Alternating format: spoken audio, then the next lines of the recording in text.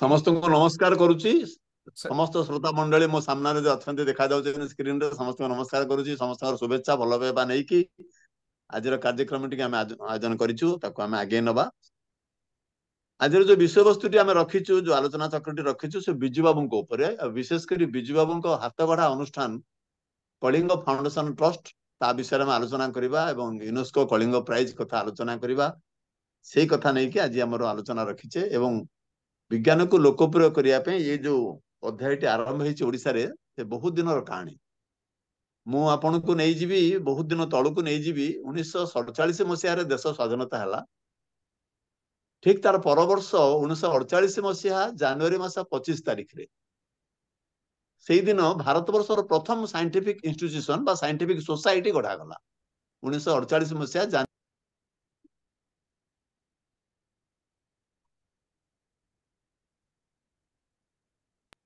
एवं तार उद्योक्ता थे तार सभापति प्रोफेसर सत्येंद्र नाथ बोस बहुत बड़ पदार्थ विज्ञानी थे आइनस्टाइन संगे काम कर कंडेंस्ड मैटर फिजिक्स उपर काम कर सत्येंद्र नाथ बोस तार सभापति थे सी जो अनुष्ठान गढ़िले ता ना हूँ बंगीय विज्ञान परिषद। तो बंगीय विज्ञान परिषद 1948 मसीहा जनवरी मास 25 तारिख में गढ़ागला ताहा भारत वर्षर प्रथम scientific society science must reach the common man यही मोटो नहीं कि ये ऑब्जेक्टिव नहीं कि सत्येन बोस ये अनुष्ठान गढ़िले साधारण मनीष जानवर अधिकार अच्छी विज्ञान रे जहाँ किसी घटुची टेक्नोलोजी रे जहाँ किसी घटुची समग्र विश्व रे एवं आम देश रे तार जानवर सब अधिकार रही साधारण मनीषर कॉमन मैन रो ये कथाटा प्रथम थर पे से कहले गोटे साइंटिफिक सोसाइटी गढ़िले कलिकता ता ना देले विज्ञान बंगीय विज्ञान परिषद।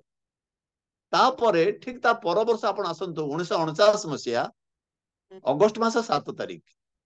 1949 मसीहा अगस्ट मास 7 तारिख दिन कटक सहर रे गढ़ागला आउ गोटे अनुष्ठान ता ना विज्ञान प्रचार समिति एवं से 9 जन अध्यापक विशेषकर अध्यापक थे समस्त अध्यापक थे शिक्षाविद थे रेभेन्सा कॉलेज थे खाली खाली विज्ञान छात्र नथिले विभिन्न विषय थे ना आपण आगे कहि निश्चित भाव में जे 1949 मसीहा अगस्ट मास 7 तारिख दिन कटक मेडिकल कॉलेज जो आप देखुं ता ना था कटक मेडिकल स्कूल थिला एससीबी मेडिकल कॉलेज नथिला ता ना था कटक मेडिकल स्कूल से तार अध्यक्ष थे गोपाल पट्टनायक डाक्तर गोपाल चंद्र पट्टनायक तांको घरे गोटे मीटिंग है एवं से सभापतित्व करथिले प्रोफेसर सदाशिव मिश्र जी विशिष्ट अर्थनीतिज्ञ थे प्रोफेसर सदाशिव मिश्र रेभेन्सा कॉलेज प्रिंसिपाल थे आमर नमस्ते चिरपूज्य तांकरी सभापतित्व रे डॉक्टर गोपाल पट्टनायक घरे जे कि medical college medical school principal थे गोटे मीटिंग रखागला से 9 जन लोक 9 जन लेखक 9 जन अध्यापक 9 जन शिक्षाविद समस्त मिसिकी जोगदेले एवं चिंता कले जे ओडिशा रे आमे गोटे विज्ञान अनुष्ठान गढ़िबा ता ना दबा विज्ञान प्रचार समिति से गोकुलानंद महापात्र जे चिर नमस्य चली गले 1913 मसीह चली गले मोर शिक्षक भी थे दीर्घ दिन धरी मोर शिक्षक थे रेभेन्सा रे तांकर मुख्य उद्योक्ता एवं तांकर जेते साथी थे समस्त अध्यापक थे कृष्णचंद्र दास जन भद्रक थे समस्ते चलीगले से 9 जन लोक समस्ते चलीगले आज दिन में कहीं नहांती। तो गोकुलानंद महापात्र प्रयोजन उद्यम गोटे अनुष्ठान आरंभ करागला एवं तांकर सांग थे जन सुकुमार आदित्य रसायन विज्ञान बैच रे फास्ट होते प्रेसिडेंसी कॉलेज कालकाटा रे प्रेसिडेंसी कॉलेज कालकाटा रे गोकुलानंद महापात्र पढ़ुले एवं सुकुमार आदित्य पढ़ुले से रेभेन्सा कॉलेज अध्यापक थे सुकुमार आदित्य बेंगली लोक बैच रे से फास्ट होते फर्स्ट क्लास फास्ट होते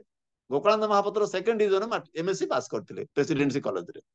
से क्लासमेट थे बहुत अंतरंग सांग थे शेष मुहूर्त पर्यंत सी जन सदस्य थे से जो मीटिंग टी कटक मेडिकल स्कूल गोपाल पट्टनायक घर जो मीटिंग टी से समस्त सदस्य थे सभापतित्व करते प्रोफेसर सदाशिव मिश्र एवं साइकोलोजी प्रोफेसर थे डॉक्टर राधानाथ रथ सी जन वरिष्ठ सदस्य से जोग देते तो एमती 9 जन लोक जो अनुष्ठान गढ़ा है से अनुष्ठान आज भी जीवित अच्छी ओडिशार समस्ते प्राय विभिन्न लेखक वैज्ञानिक साहित्यिक डाक्तर इंजीनियर समस्ते तार सदस्य अच्छा कार्यालय कटक अच्छी दोलमुंडा गोकुलानंद महापात्र घरे तार कार्यालय खोली गोटे घर रूम टे दे दिखाई से विज्ञान प्रचार समिति चली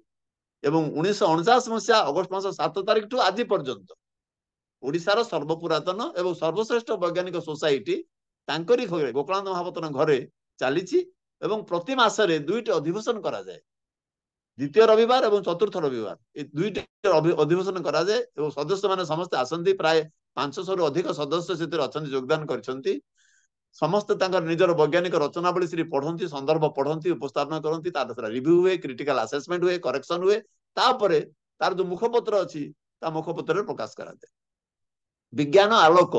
आलोक से मुखपत्र तो वर्ष को थे से प्रकाश पाऊँच विद्यापुरी प्रकाश करुच्ची से गोटे बहुत सुंदर बहीटे विज्ञान प्रचार समिति यह 1949 मसीह घटना ठीक ता पर वर्ष 1950 मसीह को आप आसतु 1950 मसीह आप देखिए बिजु बाबू आसिले दृश्यपट को बिजु बाबू आसिले बिजु बाबू एमती गोटे अनुष्ठान टे गढ़िले एमती गोटे पुरस्कार टे बसैले विश्व इतिहास विज्ञान क्षेत्र में समग्र विश्व चहल सृष्टि घरे आपण मैंने समस्त जानते बिजु बाबू जन्म होते तुलसीपुर घर रही आनंद भवन से बिजु बाबू जन्म होते बिजु बाबू पुओ माननीय मुख्यमंत्री नवीन पट्टनायक से जन्म होते से गोटे घर गोटे रूम रे जन्म होते दुई जन एंतुड़ीशाला हूँ गोटे घर से जो आनंद भवन भारत वर्ष दुईटी आनंद भवन अच्छी गोटे है कटक रे जो बिजु बाबू जन्म होते नवीन बाबू जन्म होते आ गोटे आनंद भवन अच्छी अलाहाबाद रे जो पंडित नेहरू भारत प्रथम प्रधानमंत्री जन्मग्रहण करते तो से आनंद भवन रे जो घरे बिजु बाबू जन्म होते नवीन बाबू जन्म होते से ही घरे बिजु बाबू हाथ गढ़ा अनुष्ठान कलिंग फाउंडेशन ट्रस्ट गढ़ागला से 1950 मसीह घटना 1951 मसीह बिजु बाबू गले प्यारिस की से बिजु बाबू मुख्यमंत्री नथिले जने शिल्पपति थिले जने नागरिक थिले जने वरिष्ठ नागरिक थिले ओडिसा रे गण्यमान्य व्यक्ति थिले शिल्पपति हिसाब रे ओडिसा रे समग्र भारत वर्ष तांको सुख्याति थिला ओबियसली राजनीति रे थिले किंतु पद पदवी से किछि 51 मसीह रे 50 मसीह रे किछि पद पदवी तांको हाथ पाखरे नथिला जने विशिष्ट शिल्पपति हिसाब रे ओडिसा रे जनमानस रे से उभा हिथिले 51 मसीह से यूनेस्को पेरिस की गले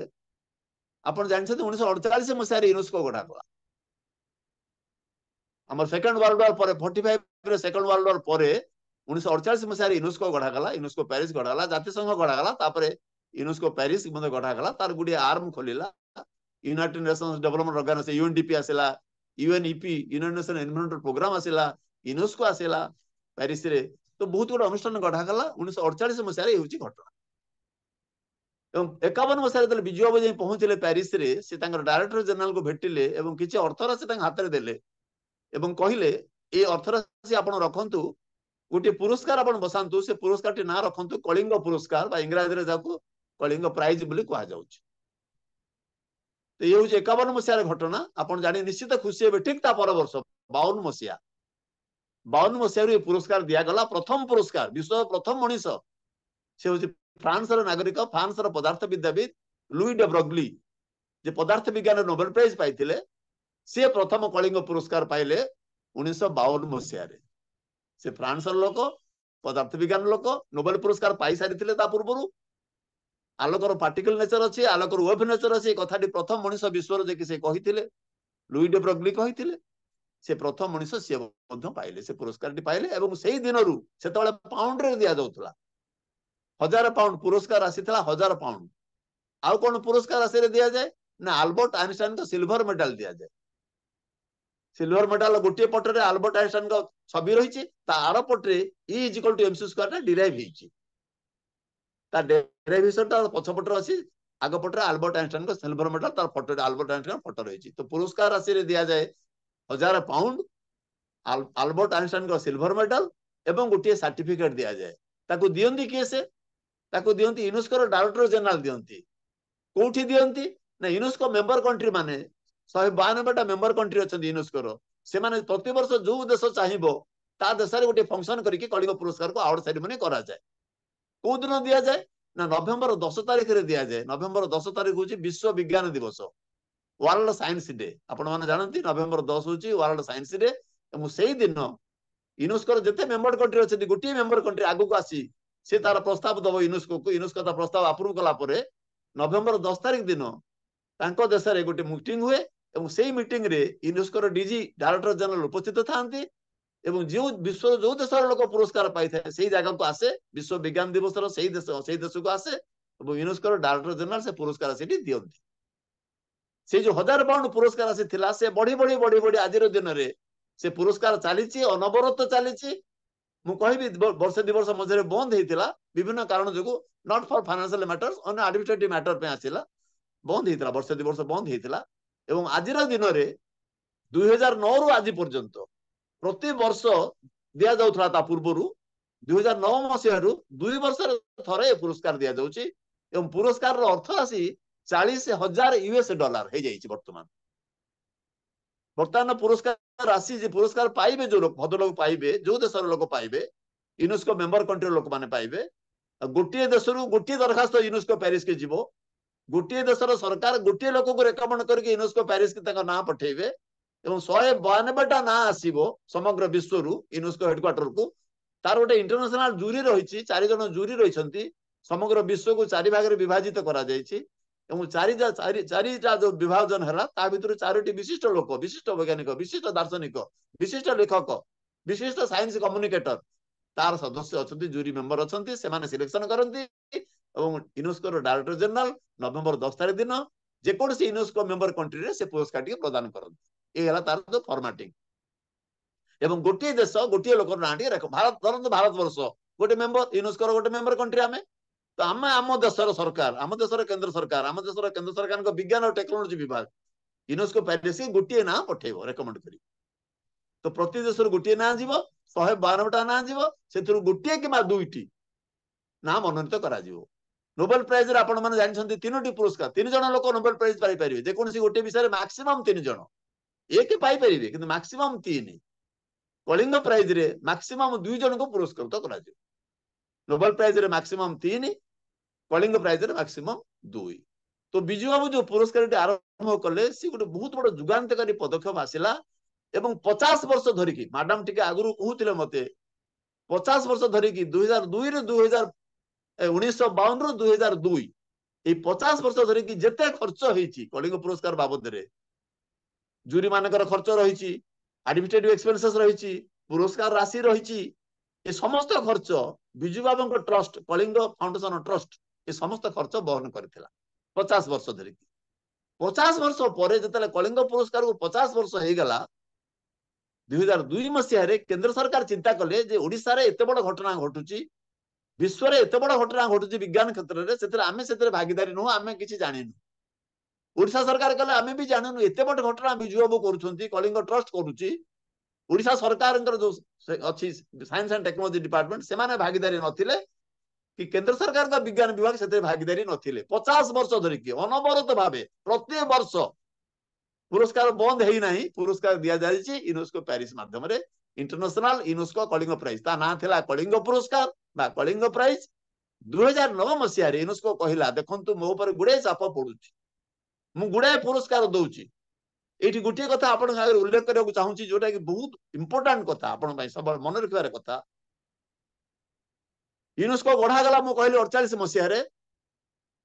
52 मसीह कलिंग प्राइज दिगला आपण मैंने समस्ते मन रखु जे 52 मसीह पूर्वर 48 मसीह 52 मसीह भितर यूनेस्को कौन से पुरस्कार दी नथिला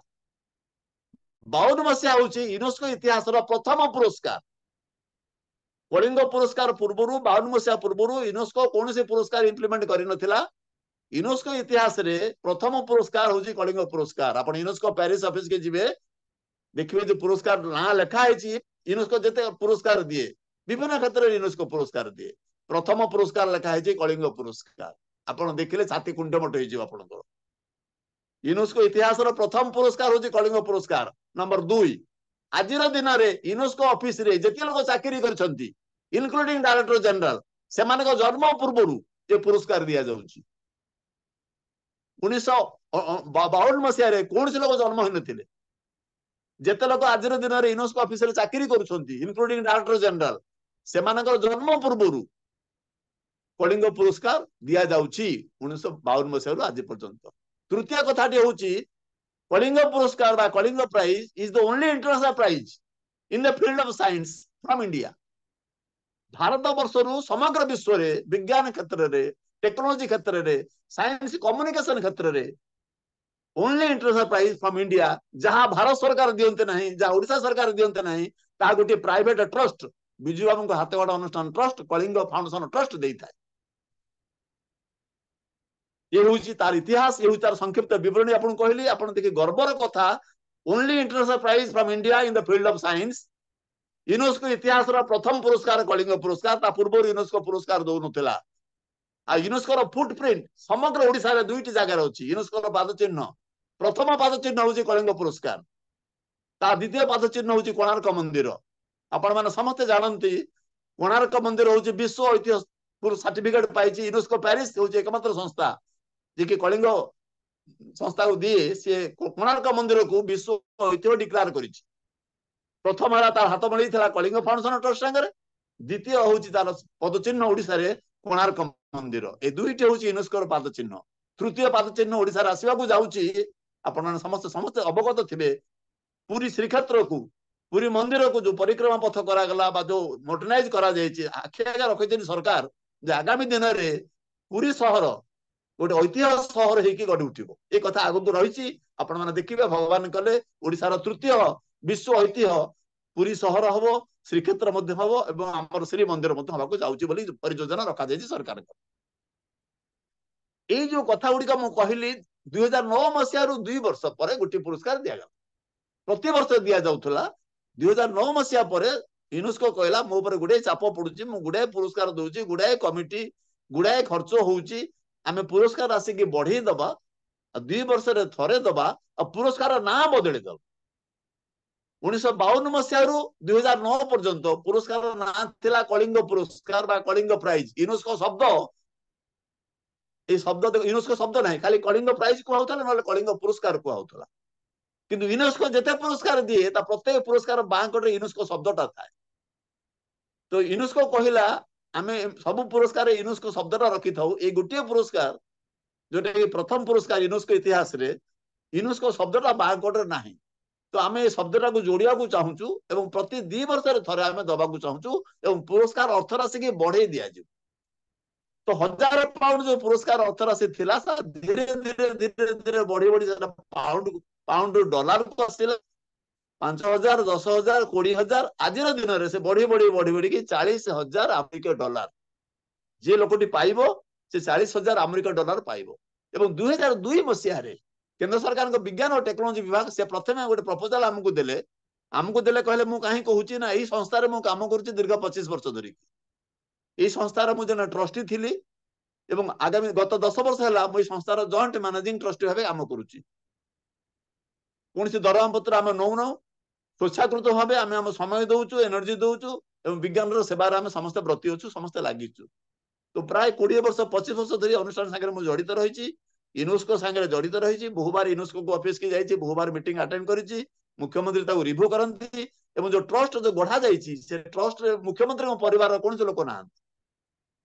ଯେତେବେଳେ ବିଜୁ ବାବୁ ଆରମ୍ଭ କରିଥିଲେ ପ୍ରଥମ ଚେୟାରମ୍ୟାନ ଥିଲେ ହରେକୃଷ୍ଣ ମହତାବ, ଆଉ ମ୍ୟାନେଜିଂ ଟ୍ରଷ୍ଟି ଥିଲେ ବିଜୁ ବାବୁ, ଆଉ ତାଙ୍କ ସ୍ତ୍ରୀ ଜ୍ଞାନ ପଟ୍ଟନାୟକ ଥିଲେ ଟ୍ରଷ୍ଟି ଏବଂ ଅନ୍ୟାନ୍ୟ କିଛି ଲୋକ ମଧ୍ୟ ଥିଲେ, 4-5 ଲୋକ 6 ଲୋକ ରଖିଥିଲେ। ସୋନପୁରର ମହାରାଜା ମଧ୍ୟ ଥିଲେ, ମେମ୍ବର ଥିଲେ। ତ ପରବର୍ତ୍ତୀ ସମୟରେ ହରେକୃଷ୍ଣ ମହତାବ ଚେୟାରମ୍ୟାନ ଥିଲେ, ନୀଳମଣି ରାଉତରାୟ ଚେୟାରମ୍ୟାନ ଥିଲେ, ନବକୃଷ୍ଣ ଚୌଧୁରୀ ଚେୟାରମ୍ୟାନ ଥିଲେ। ତ ବିଭିନ୍ନ ମୁଖ୍ୟମନ୍ତ୍ରୀ ମାନେ ଚେୟାରମ୍ୟାନ ହେଇ ରହିକି ଧୀରେ ଧୀରେ କଥାଟା ଆଗକୁ ଆସିଛି। କିନ୍ତୁ ଆଜିର ଦିନରେ ଓଡିଶାର ମୁଖ୍ୟମନ୍ତ୍ରୀ ଏବଂ ତାଙ୍କ ପରିବାର କୌଣସି ସଦସ୍ୟ ସେ ଟ୍ରଷ୍ଟ ବୋର୍ଡରେ ଟ୍ରଷ୍ଟି ନାହାନ୍ତି କି କୌଣସି ପଦବୀରେ ନାହାନ୍ତି, କିନ୍ତୁ ତାଙ୍କର ଆଶୀର୍ବାଦ ରହିଛି, ତାଙ୍କର ଶୁଭେଚ୍ଛା ରହିଛି ଯେ ତାଙ୍କ ବାପାଙ୍କ ଟ୍ରଷ୍ଟ ସେ ସେଟା ରିଭ୍ୟୁ କରନ୍ତି, ବର୍ଷରେ ଥରେ ଅଧେ ରିଭ୍ୟୁ କରନ୍ତି, ଆମକୁ ଡାକନ୍ତି, ଆମେ ତାଙ୍କୁ ରିଭ୍ୟୁ କରି କଥାଟା ଆମେ ତାଙ୍କୁ କହିବୁ। ତ 1950 ମସିହାରେ ଯୋଉ ଘଟଣାଟି ଘଟିଲା, ପ୍ରତି 2 ବର୍ଷରେ ଥରେ ପୁରସ୍କାର ଦିଆଗଲା। ପୁରସ୍କାର ନାଁଟା ବଦଳିକି କଳିଙ୍ଗ ପ୍ରାଇଜରୁ ୟୁନେସ୍କୋ କଳିଙ୍ଗ ପ୍ରାଇଜ କରାଗଲା। ହେଲା ଗୋଟିଏ ପରିବର୍ତ୍ତନ। ପୁରସ୍କାର ନାଁଟା ଯୋଉ କଳିଙ୍ଗ ପ୍ରାଇଜ ଥିଲା 52 ମସିହାରୁ 2009 ପର୍ଯ୍ୟନ୍ତ, 2009ରେ ପ୍ରାଇଜର ନାଁଟା ବଦଳିଲା, ୟୁନେସ୍କୋ କଳିଙ୍ଗ ପ୍ରାଇଜ ହେଲା। ଏ ପ୍ରସ୍ତାବ ସେ ଦେଲେ, ଯୋଉଟା ଆମେ ଗ୍ରହଣ କଲୁ। ଦ୍ୱିତୀୟ ପ୍ରସ୍ତାବ ହେଲା $20,000 ରାଶି ଦିଆଯାଉଥିଲା, ପୁରସ୍କାର ରାଶି ଦିଆଯାଉଥିଲା 20,000 ଆମେରିକୀୟ ଡଲାର, ତାକୁ ଡବଲ କରି ଦିଆଗଲା। ଯେହେତୁ 2 ବର୍ଷରେ ଥରେ ଦିଆଗଲା, ପ୍ରତି ବର୍ଷ ଦିଆ ହେଇକି 40,000 ଆମେରିକୀୟ ଡଲାର। ତ ବର୍ତ୍ତମାନ ପୁରସ୍କାର ରାଶି ହଉଛି 40,000 ଆମେରିକୀୟ ଡଲାର, ପ୍ରତି 2 ବର୍ଷରେ ଥରେ ଦିଆଯାଏ। ଆଉ ଯେଉଁ ଲୋକ ପୁରସ୍କାର ପାଇବ ସେ ମାସେ ପାଇଁ ଭାରତକୁ ଆସିବ, ସେଟା ତାର ପ୍ୟାକେଜ। ଗୋଟେ ମାସ ସେ ଆସିବ, ତା ସ୍ତ୍ରୀକି ଧରିକି ଆସିବ ଏବଂ ଭାରତବର୍ଷର ବିଭିନ୍ନ ସାଇଣ୍ଟିଫିକ ଇନଷ୍ଟିଚ୍ୟୁସନରେ ସେମାନେ ଯିବେ, ଭାଷଣ ଦେବେ, ସ୍କୁଲକୁ ଯିବେ, କଲେଜକୁ ଯିବେ ଏବଂ ବିଭିନ୍ନ ଦର୍ଶନୀୟ ସ୍ଥାନ ଦେଖିବେ। ଏବଂ ଆମ ପାଖରେ ଓଡିଶାରେ ଆମ ଅନୁଷ୍ଠାନ ସାଙ୍ଗରେ ସେ ଗୋଟେ ସପ୍ତାହ ରହିବେ ଏବଂ ଏଇ ଗୋଟିଏ ସପ୍ତାହ ଭିତରେ ମୁଖ୍ୟମନ୍ତ୍ରୀ ତାଙ୍କୁ ସମ୍ମାନିତ କରିବେ। ଗୋଟେ ପବ୍ଲିକ ରିସେପସନ ହୁଏ, ଏଇଟା ଗୋଟେ ଧାରା, ଏଇଟା ଗୋଟେ ପ୍ୟାକେଜ। ପ୍ରତି 2 ବର୍ଷ ଥରେ, ଆଗରୁ ପ୍ରତି ବର୍ଷ ହଉଥିଲା। ମୁଖ୍ୟମନ୍ତ୍ରୀ ତାଙ୍କୁ ଗୋଟେ ସାଇଣ୍ଟିଫିକ ଇନଷ୍ଟିଟ୍ୟୁସନ ରେ, ଆମେ ମୋଷ୍ଟଲି ସେଟାକୁ ଆମେ ଇନଷ୍ଟିଟ୍ୟୁସନ ଅଫ ଫିଜିକ୍ସ ରେ କରି, ପ୍ରତି ବର୍ଷ ଇନଷ୍ଟିଟ୍ୟୁସନ ଅଫ ଫିଜିକ୍ସ ରେ କରୁ। ମୁଖ୍ୟମନ୍ତ୍ରୀ ତାଙ୍କୁ ସମ୍ମାନିତ କରନ୍ତି। ସମସ୍ତ ସାଇଣ୍ଟିଫିକ ଗ୍ୟାଦରିଂ, ସମସ୍ତ ସାଇଣ୍ଟିଫିକ ଏଲାଇଟ୍ ମାସ ଯୋଉମାନେ ଓଡ଼ିଶାର ଛାତ୍ର ଶିକ୍ଷକ ସମସ୍ତେ ବିଜ୍ଞାନ କ୍ଷେତ୍ରରେ ଯୋଉମାନେ ଜଡ଼ିତ ଅଛନ୍ତି ସମସ୍ତେ ଆସନ୍ତି। ଗୋଟେ ପବ୍ଲିକ ରିସେପସନ ଦିଆଯାଏ। ଓଡ଼ିଶାର ମନ୍ତ୍ରୀ ମାନେ, ମୁଖ୍ୟମନ୍ତ୍ରୀ, ସମସ୍ତେ ଗଣ୍ୟମାନ୍ୟ ବ୍ୟକ୍ତି, ବିଜ୍ଞାନ ଟେକ୍ନୋଲୋଜି କ୍ଷେତ୍ରରେ ସମସ୍ତ ଭାଇସ ଚାନ୍ସେଲର, ସମସ୍ତ ଡାଇରେକ୍ଟର, ସମସ୍ତ ପ୍ରଫେସର, ଏମିତି ବହୁତ ଲୋକକୁ ଆମେ ଡାକୁ ଏବଂ ସମସ୍ତେ ସେଠିକି ଆସନ୍ତି। ଏବଂ ସେଇ ଯୋଉ ଉଦ୍ବୋଧନ ଦେଇକି ମୁଖ୍ୟମନ୍ତ୍ରୀ ତାଙ୍କୁ ସମ୍ମାନିତ କରନ୍ତି। ତାପରେ ସେ ତାଙ୍କୁ ବିଭିନ୍ନ ଗୋଟେ ସ୍କୁଲକୁ, ଗୋଟେ କଲେଜକୁ ଆମେ ନେଇଥାଉ। ଆମ ପାଖରେ 7 ଦିନ ରହନ୍ତି, ଦର୍ଶନ ସ୍ଥାନ ଦେଖନ୍ତି ଏବଂ ଭାରତରେ ସେ ରହନ୍ତି 1 ମାସ। ଏବଂ ଏଇ ରହଣୀ ସମୟ ଭିତରେ ଯେତେବେଳେ କଳିଙ୍ଗ ପ୍ରାଇଜ କି 50 ବର୍ଷ ପୁରୀ ଗଲା, ସେତେବେଳେ ଯେତେ ହାତ ମିଳିଗଲା DST government of India, DST government of ହାତ ମିଳିଗଲେ, କିଛି ଅର୍ଥ ରାଶି ଆମକୁ ଦେଲେ ଯେ ଆମେ ଭାଗିଦାରୀ ହବୁ ଫାଇନାନ୍ସିଆଲି। ସେମାନେ ଭାଗିଦାରୀ ହେଲେ 2002 ମସିହାରୁ ଆଜି ପର୍ଯ୍ୟନ୍ତ ଭାଗିଦାରୀ ହେଲେ। ଏବଂ 2002 ମସିହାରେ ମ୍ୟାଡାମ ଟିକେ ଆଗରୁ କହୁଥିଲେ ଗୋଟେ କଳିଙ୍ଗ ବୋଲି ଗୋଟେ ଆଷ୍ଟରଏଡ ହେଇଛି, ଗୋଟେ ଗ୍ରହାଣୁ ପୁଞ୍ଜ, ତା ନାଁ କଳିଙ୍ଗ ଦିଆଯାଇଛି 2002 ରେ। ସେଟା ୟୁନେସ୍କୋର ନୋଟିଫିକେସନ ବାହାରିଛି। ସେ ନୋଟିଫିକେସନ ବାହାରିଛି, ସେ ମୋ ମଧ୍ୟ ଗୋଟେ ବହିଟିଏ ଲେଖିଛି। ଆପଣ ଦେଖିବେ, ଆପଣଙ୍କର 2012 ମସିହାରେ କିଟ୍ ୟୁନିଭର୍ସିଟିରେ ବିଜ୍ଞାନ କଂଗ୍ରେସ ହେଇଥିଲା। ଆପଣ ମାନେ ସମସ୍ତଙ୍କ ମନେ ଥିବ, 2012 ମସିହା ଜାନୁଆରୀ ମାସ ପ୍ରଥମ ସପ୍ତାହ। ସେଇ ସମୟରେ ଯୋଉ କଳିଙ୍ଗ ହେଲା, ଆମର ଯୋଉ ନ୍ୟାସନାଲ ସାଇନ୍ସ କଂଗ୍ରେସ ହେଲା, ସେଇ ସମୟରେ ଆମେ ଗୋଟେ international conference on science communication କରିଥିଲୁ। ଆମ ଟ୍ରଷ୍ଟ ମାଧ୍ୟମରେ କରାହେଇଥିଲା। ଦେଶ ବିଦେଶରୁ ବହୁତ ଲୋକ ଆସିଥିଲେ। ଏବଂ ପ୍ରଥମ ଥର ପାଇଁ ଓଡ଼ିଶା ଇତିହାସରେ, ଭାରତ ଇତିହାସରେ ଯେତେ ଲୋକ କଳିଙ୍ଗ ପ୍ରାଇଜ ପାଇଥିଲେ, ଯେତେ ଲୋକ ଜୀବିତ ବଞ୍ଚିଛନ୍ତି, ସମସ୍ତେ 12 ମସିହାରେ ଓଡ଼ିଶାକୁ ଆସିଥିଲେ, ଆମ ପାଖକୁ ଆସିଥିଲେ ଏବଂ ସମସ୍ତେ ମଞ୍ଚରେ ଉପସ୍ଥିତ ହେଇଥିଲେ ଏବଂ ପ୍ରତ୍ୟେକକୁ ଜଣେ ପରେ ଜଣେ ମୁଖ୍ୟମନ୍ତ୍ରୀ ସମ୍ମାନିତ କରିଥିଲେ। ଏ ଦୃଶ୍ୟ ଓଡ଼ିଶା ଇତିହାସରେ କେବେ ଘଟିନଥିଲା। ପ୍ରତିବର୍ଷ ଜଣିଏ କଳିଙ୍ଗ ପୁରସ୍କାର ବିଜେତା ଆସନ୍ତି ଓଡ଼ିଶାକୁ, କିନ୍ତୁ ସେଇ ବର୍ଷ 12 ମସିହାରେ ଏକାଧିକ କଳିଙ୍ଗ ପୁରସ୍କାର ବିଜେତା ଏବଂ ଜୁରି ମେମ୍ବର ମାନେ, ଜଜ୍ ମାନେ, ଜୁରି ମେମ୍ବର ମାନେ ସମସ୍ତେ ଆସିଥିଲେ, ମଞ୍ଚରେ ଥିଲେ, ହଲ ଭିତରେ ବସିଥିଲେ ଏବଂ ତାଙ୍କୁ ମୁଖ୍ୟମନ୍ତ୍ରୀ ଗୋଟିଏ ପରେ ଗୋଟିଏ, ଗୋଟିଏ ପରେ ଗୋଟିଏ ପୁରସ୍କାର। ଡିଏସଟି ଗଭର୍ଣ୍ଣମେଣ୍ଟ ଅଫ ଇଣ୍ଡିଆ କହିଲା, ମୁଁ ତ ଭାଗିଦାରୀ ହେଲି, ଆର୍ଥିକ ସହାୟତା କଲି, ମୁଁ ଆଉ ଗୋଟିଏ ଜିନିଷ ମଧ୍ୟ ଦେବି। ଆପଣ ମାନେ କଳିଙ୍ଗ ପ୍ରାଇଜ ଦଉଛନ୍ତି, ମୁଁ ଆଉ ଗୋଟିଏ ଅର୍ଥ ରାଶି ଦେବି $5,000 ତା ନାଁ ହବ କଳିଙ୍ଗ ଚେୟାର। ତ $5,000 with a Kalinga chair certificate DST government of India,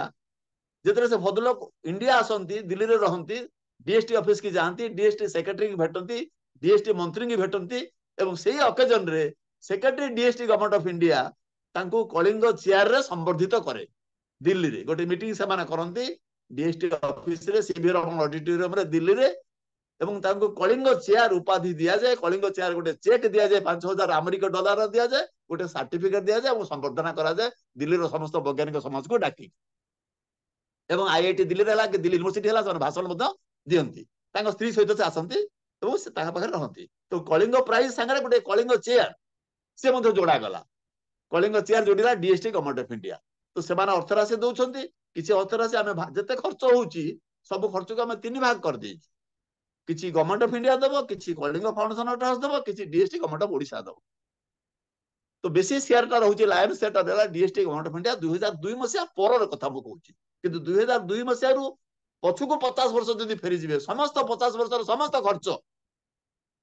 ଏଇ ଟ୍ରଷ୍ଟ ଦଉଥିଲା। କିଛି ସମୟ ପୂର୍ବରୁ ମ୍ୟାଡାମ କହୁଥିଲେ, ମିହିର ସେନଙ୍କୁ ମଣିଷ କରିବାରେ, ବିଦେଶ ପଠେଇବାରେ ବିଜୁଙ୍କ ହାତ ଅଛି। ବହୁତ ଲୋକଙ୍କୁ ପଇସା ଦେଇ ସେ ପାଠ ପଢାନ୍ତି। ତ ଖାଲି ବିଜ୍ଞାନକୁ ଲୋକପ୍ରିୟ କରିବାକୁ ବିଶ୍ୱର ସର୍ବଶ୍ରେଷ୍ଠ ପୁରସ୍କାର କଟକ ମାଟିରୁ ଆରମ୍ଭ ହେଇଥିଲା, ରାଜେନ୍ଦ୍ର ଭାଇନାଙ୍କ ଗାଁ ମାଟିରୁ ଆରମ୍ଭ ହେଇଥିଲା, କଟକ ଭୂଇଁରୁ ଆରମ୍ଭ ହେଇଥିଲା, କଟକର ପବିତ୍ର ମାଟିରୁ ଆରମ୍ଭ ହେଇଥିଲା। ବିଶ୍ୱର ସର୍ବଶ୍ରେଷ୍ଠ ପୁରସ୍କାର ବିଜ୍ଞାନକୁ ଲୋକପ୍ରିୟ କରିବାକୁ ଜଣେ ଓଡିଆ ଲୋକ ଆରମ୍ଭ କରିଥିଲେ, ବିଜୁ ବାବୁ, ଆନନ୍ଦ ଭବନ, ତାଙ୍କ ଜନ୍ମସ୍ଥାନ ଆନନ୍ଦ ଭବନ। କେତେ ବଡ କଥା, ଆପଣ କେତେ ବଡ ଘଟଣା ଦେଖନ୍ତୁ ଓଡିଶା ଇତିହାସରେ ଘଟିଛି। ଆଜିର ଦିନରେ only international prize from India in the field of science ହଉଛି କଳିଙ୍ଗ ପ୍ରାଇଜ। ଏବଂ ୟୁନେସ୍କୋ ଇତିହାସର ପ୍ରଥମ ପୁରସ୍କାର ହଉଛି କଳିଙ୍ଗ ପ୍ରାଇଜ। ତା ପୂର୍ବରୁ କୌଣସି ୟୁନେସ୍କୋ ପୁରସ୍କାର ହିଁ ଦଉନଥିଲା। ପ୍ରଥମ ପୁରସ୍କାର ୟୁନେସ୍କୋ ଆରମ୍ଭ କଲା, 52 ମସିହାରେ ଦିଆଗଲା କଳିଙ୍ଗ ପୁରସ୍କାର। ପାଇବା ଲୋକ ମଧ୍ୟ ଫ୍ରାନ୍ସର ଲୋକ ଥିଲେ, ବୈଜ୍ଞାନିକ ଥିଲେ। ତ ଏଇ ଯୋଉ ଯୁଗାନ୍ତକାରୀ ପଦକ୍ଷେପ ବିଜୁ ବାବୁ ନେଲେ, ଏଇ ବହୁତ ଗୁଡିଏ ଚହଳ ସୃଷ୍ଟି କଲା ବିଜ୍ଞାନ କ୍ଷେତ୍ରରେ, ଟେକ୍ନୋଲୋଜି କ୍ଷେତ୍ରରେ। ପୃଥିବୀରେ କୋଉ ବୈଜ୍ଞାନିକ ନାହିଁ ଯେ ବିଜୁ ବାବୁଙ୍କ ନାଁ ଜାଣିନି। ବିଜୁ ବାବୁଙ୍କର ଗୁଡାଏ ଅବୟବ, ଗୁଡାଏ ତାଙ୍କର ଡେଜିଗ୍ନେସନ, ଗୁଡାଏ ରୂପରେଖ, କିନ୍ତୁ ବିଜୁ ବାବୁ ସାଧାରଣ ମଣିଷର ଜନମାନସରେ साधारण मनुष्य पाखे विज्ञान को पहुंचापी एवं विशेष कर आंचलिक भाषा पहुंचापी मातृभाषा पहुंचापी ओडिया भाषा पहुंचापी प्रत्येक राज्य जो आंचलिक भाषा अच्छी मातृभाषा अच्छी तो विज्ञान को मातृभाषा माध्यम आंचलिक भाषा माध्यम ओडिया भाषा माध्यम आम केते बाट नहीं पारुचे आगे नहीं पारुचे ये जो कथा ये जो घटनाटी घटिला ये बहुत बड़ कथाटी टिके पछकू फेरी जी 2012 मसीहा कथा मु कहूली ଆପଣ ଦେଖିବେ ଦୁଇଟି ବହି ମୋ ପାଖରେ ଅଛି ମୁଁ ଦେଖିବାକୁ ଚାହିଁବି ଆପଣଙ୍କୁ ବହି ଦୁଇଟା ଆପଣ ଦେଖିପାରିବେ ଦେଖନ୍ତୁ ଟିକେ ବହି ଦୁଇଟି ଏ ଗୋଟିଏ ବହି ହଉଛି ଏ ବହି ହଉଛି ଯେତେ ବିଶ୍ୱରେ ଯେତେ କଳିଙ୍ଗ ପୁରସ୍କାର ପାଇଛନ୍ତି 1952 ମସିହାରୁ 2012 କାରଣ 2012 ରେ କିଟ୍ ସାଇନ୍ସ କଂଗ୍ରେସ ହେଇଥିଲା ଏବଂ ଏଇ ବହିଟିକି ମାନବର ମୁଖ୍ୟମନ୍ତ୍ରୀ ଉନ୍ମୋଚନ କରିଥିଲେ ଏ ବହିର ନାଁ ହଉଛି ୟୁନେସ୍କୋ କଳିଙ୍ଗ ଲରେଟ୍ସ ଫର ୟୁନିଭର୍ସାଲ ପିସ୍ ୟୁନେସ୍କୋ କଳିଙ୍ଗ ଲରେଟ୍ସ ଫର ୟୁନିଭର୍ସାଲ ପିସ୍ जिन नोबेल प्राइज पाई लोक को आप नोबेल लरेट्स कहती कलिंग प्राइज पाई लोक को कलिंग लरेट्स कह जाए नोबेल प्राइज पाई लोक को नोबेल लरेट कह जाए कलिंग प्राइज पाई लोक को कलिंग लरेट्स कह जाए तो बहिर ना ना अनुसार रखा जाए UNESCO Kalinga laureates for universal peace विश्व शांति यूनेस्को कलिंग पुरस्कार विश्व शांति रे बिजुबाबू को योगदान विश्व शांति रे कलिंग पुरस्कार योगदान ये जो बहीटी मो हाथ में धरी ये हूँ विश्वर प्रथम बही यहाँ यूनेस्को सहायता गवर्नमेंट ऑफ इंडिया सहायता कलिंग फाउंडेशन ट्रस्ट ये बहीटी प्रकाश करते बहीटी मुझे लिखी 2012 मसीह प्रकाश पाई हजार हजार संख्यार बही विश्वर सबू लाइब्रेरी बहीटी आप देखिए एम्बासी थ्रू रे ये बहीटी विश्वर सबू लाइब्रेरी उपलब्ध क्या यूनेस्को हूँ मेंबर कंट्री यूनेस्को जिते मेंबर कंट्री 192टा देश यूनेस्को अंडर अच्छा समस्त देशर समस्त नेशनल लाइब्रेरी बहीटी शोभा पाऊँ सबू एम्बासी मध्यम बहीटी सबू देश सबू लाइब्रेरी उपलब्ध ये बहीटी हूँ विश्वर प्रथम बही जो थे यूनेस्को डायरेक्टर जनरल का मेसेज अच्छी मुख्यमंत्री का मेसेज अच्छी राष्ट्रपति का मेसेज अच्छी विभिन्न कथा रही भितर बायोग्राफी 2012 पर्यंत विश्व में जिते कलिंग पुरस्कार पाई जीवनी बही प्रथम जीवनी बही ये बहीटी की मुख्यमंत्री उन्मोचन करते विज्ञान कांग्रेस विज्ञान कांग्रेस जिते लोग डेलीगेट आसी समस्त बैग रे बहीटी की दि जाए द्वितीय बहीटी द्वितीय बहीटी international conference on science communication से 2012 मसीह साइंस कांग्रेस आउ गोटे बही आप देखो विजुअल फोटो सहित गोटे बहीटे देखो आप इंटरनेशनल साइंस कम्युनिकेशन गोटे विश्वर विभिन्न देश लोक आसी कॉन्फ्रेंस को विश्वर विभिन्न देश लोक मैंने आर्टिकल लिखी ये जो सोभेनिटी धरी ये सोभेनिटी से वर्ष एडिट करी मुख्यमंत्री से वर्ष उन्मोचन करते विज्ञान कांग्रेस विज्ञान कांग्रेस डेलीगेट को प्रत्येक लोक बैग रे गोटे गोटे सोभेनिर दि जाता हजार हजार संख्यार सोभेनिर चपा जाता तो विज्ञान को लोकप्रिय करने जो गोटे गोटे पदक्षेप कलिंग फाउंडेशन ट्रस्ट गोटे वेबसाइट अच्छी पिला स्कॉलरशिप दि जाऊँगी कथा मिहिर सेन को स्कॉलरशिप दि जाए स्विमिंग पहर विश्व रेकर्ड कर मिहिर सेन कथा कहते मैडम टे आगु तेणु आज दिन में बहुत छात्र छात्री आम पुरस्कार दौचु स्कॉलरशिप दौचु रोगी मान साहाय्य करुचु कैंसर रोगी की साहाय्य करुचु जखमा रोगी की साहाय्य करुचु आर्थिक अनुदान दौचु एवं बन्या समय बात्या समय घड़घड़ी समय लोक मैंने मरीगले घर पड़गला आम जा पहुंचुचु मुख्यमंत्री रिलीफ पांठी आमर प्रधानमंत्री रिलीफ पांठी समस्त आम अर्थ अनुदान दे साहाय्य कर पिला स्कॉलरशिप बिजू पट्टनायक ना बिजू पट्टनायक स्कॉलरशिप पिला दि जाऊँगी तो बहुत गुड़े कार्यक्रम तार वेबसाइट अच्छी आप देखिए कलिंग फाउंडेशन ट्रस्ट.com गोटे वेबसाइट अच्छी से समस्त कार्यक्रम आप जापर विजु कार्यक्रम के तो ये जो घटना घटला ओडिशा रे से बहुत गुड़े बड़ कथा बहुत गुड़े बड़ कथा से पुरस्कार बाद विभिन्न कॉन्फ्रेंस और सेमिनार मझे मझे विज्ञान को लोकप्रिय करने को ओडिशा सरकार संगे मिसिक कलिंग ट्रस्ट मिसिक से गुड़े पुरस्कार करुच्ची गोटे सेमिनार करुच्ची सिम्पोजियम करुच्ची किंतु गोटे कथा उल्लेख करने चाहिए 2052 मसीह आज होगा आपंकर 2024 मसीहा 1952 रु 2024 70 वर्ष ऊर्ध्व समय ये 70 वर्ष ऊर्ध्व समय भितर ये पुरस्कार समग्र विश्व में पाई 73 जन 73 73 जन लोक भितर 7 जन नोबेल पुरस्कार पाई आग प्रथम किए नोबेल पुरस्कार पाई कलिंग पाई किए प्रथम कलिंग पुरस्कार पाई नोबेल पाई 7 जन महिला पाई भारत वर्ष मात्र 5 जन पाई 1952 मसीह 2024 मसीहा भितर ଭାରତ ବର୍ଷର ମାତ୍ର 5 ଜଣ ବଡ ବଡ ବୈଜ୍ଞାନିକ ଏ ପୁରସ୍କାର ଅଭିମଣ୍ଡିତ ହେଇଛନ୍ତି ଏବଂ ଆପଣ ଜାଣି ନିଶ୍ଚିତ ଭାବେ ଦୁଃଖୀ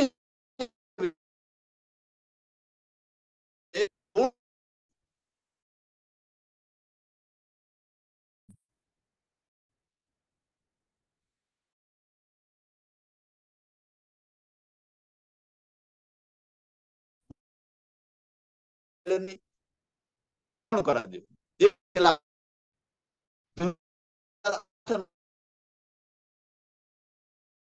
ବଦଳିଲା 9 ମସିହାରେ ତେଣୁ ମୁଖ୍ୟମନ୍ତ୍ରୀ ଗୋଟେ ଆଇଡିଆ ଦେଲେ ନା ଟ୍ରଷ୍ଟର ଲୋକମାନେ ଆଇଡିଆ ଦେଲେ ମୁଖ୍ୟମନ୍ତ୍ରୀ ମଧ୍ୟ ଆଇଡିଆ ଦେଲେ ଯେ ଆଉ ଗୋଟେ ପୁରସ୍କାର ଆମେ ଦବା ଓଡିଶାର ସବୁଯାଏ ବଡ ପୁରସ୍କାର ଦବା ଓଡିଆ ଲୋକମାନେ ବିଶ୍ୱରେ ଯୋଉଠି ଅଛନ୍ତି ଏବଂ ବିଜ୍ଞାନକୁ ଲୋକପ୍ରିୟ ତାଙ୍କର ଯୋଉ ଅନବଦ୍ୟ ଅବଦାନ ଅଛି ତାକୁ ସମ୍ମାନ ଜଣାଇ ତାଙ୍କ ନକାର କରି ଆମେ ସେ ବ୍ୟକ୍ତିଙ୍କୁ ସମ୍ମାନିତ କରିବୁ ସେ ବ୍ୟକ୍ତି ଯୋଉଠି ଥାଆନ୍ତୁ କିନ୍ତୁ ବିଜ୍ଞାନକୁ ଲୋକପ୍ରିୟ କରୁଥିବେ ବିଶେଷ କରି ଆଞ୍ଚଳିକ ଭାଷାରେ ମାତୃଭାଷାରେ ଯଦି କରୁଥିବେ ସେ ବିଶ୍ୱରେ ଯୋଉଠି ଥାଆନ୍ତୁ ଓଡିଆ ଲୋକମାନେ ଓଡିଶା ଲୋକଙ୍କ ପାଇଁ ଏଟା ହେଲା ଓଡିଶା ଲୋକଙ୍କ ପାଇଁ ସେମାନେ ଯୋଉଠି ଥାଆନ୍ତୁ ଆମେ ପୁରସ୍କାର ଦବା ଏବଂ ଗୋଟେ ନୂଆ କରି ପୁରସ୍କାର 2010 ମସିହାରେ ଆଜିରୁ 14 ବର୍ଷ ତଳେ 2010 ମସିହାରେ ଗୋଟେ ପୁରସ୍କାର ଆରମ୍ଭ କରାଗଲା ତା ନାଁ ସେ ନାଁ ଦିଆଗଲା କଳିଙ୍ଗ ସମ୍ମାନ ପୁରସ୍କାର ରାଶି ଅର୍ଥ ରାଶି କରାଗଲା 1 ଲକ୍ଷ ଟଙ୍କା ସେ ଜଣେ ବୈଜ୍ଞାନିକ ହେଇଥିବ ଲେଖକ ହେଇଥିବ ବିଭିନ୍ନ ବିଜ୍ଞାନ କ୍ଷେତ୍ରରେ କରୁଥିବେ ବିଜ୍ଞାନକୁ ଲୋକପ୍ରିୟ କରିବା ପାଇଁ ସାଇଣ୍ଟିଫିକ ରିସର୍ଚ୍ଚ ପାଇଁ ଏ ପୁରସ୍କାର ଦିଅନି କହିବାକୁ ଚାହୁଁଛି humanism spirit of inquiry and reform 4ଟି କଥା ଆସିଲା It is the duty of each and every citizen of India to develop scientific temper, humanism, spirit of inquiry and reform. ଏ 4ଟି କଥା ସେ ଲିପିବଦ୍ଧ କରାଗଲା ଏବଂ ସବୁବେଳେ ମନେ ରଖନ୍ତୁ ଆମ ସମ୍ବିଧାନ ଆଜିର ଦିନରେ ବିଶ୍ୱର ଏକମାତ୍ର ସମ୍ବିଧାନ ଯୋଉ ସମ୍ବିଧାନ ତା ନାଗରିକକୁ ବିଜ୍ଞାନ କ୍ଷେତ୍ରରେ ଅଧିକାର ପ୍ରଦାନ ଯାହାର ସମ୍ବିଧାନରେ ସାଇଣ୍ଟିଫିକ ଟେମ୍ପର ଲିପିବଦ୍ଧ ହବା ହଉଛି ଭାରତ ବର୍ଷର ସମ୍ବିଧାନ ହଉଛି ଏକମାତ୍ର ସମ୍ବିଧାନ ଆଜିର ଦିନରେ କୌଣସି ଦେଶର ସମ୍ବିଧାନରେ এইଭଳି କଥା ଲିପିବଦ୍ଧ ନାହିଁ ସାଧାରଣ ନାଗରିକ ପାଖରେ ଖଟିଖିଆ ମଣିଷ ପାଖରେ ମେହନତି ମଣିଷ ପାଖରେ ବିଜ୍ଞାନ ପହଞ୍ଚୁ ସାଇନ୍ସ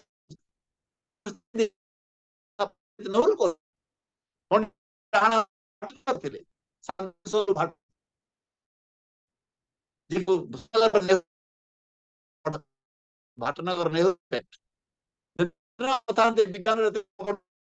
ବିଜ୍ଞାନର ଯୋଉ ଅବହେଳା ଦେଖୁଛନ୍ତି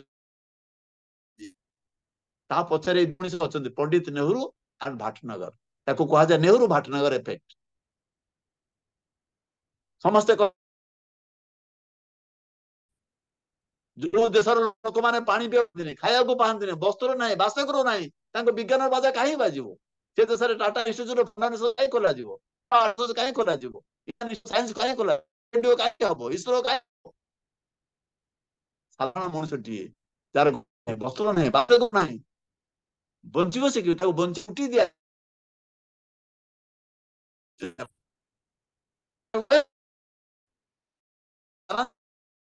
ପାଣି ଟିକେ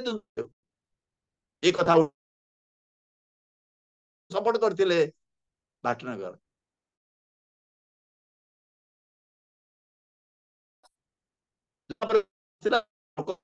ଆସିବ ସେଇ କ୍ଷେତ୍ର ସରକାର କାମ ସରିଗଲେ କରିବେ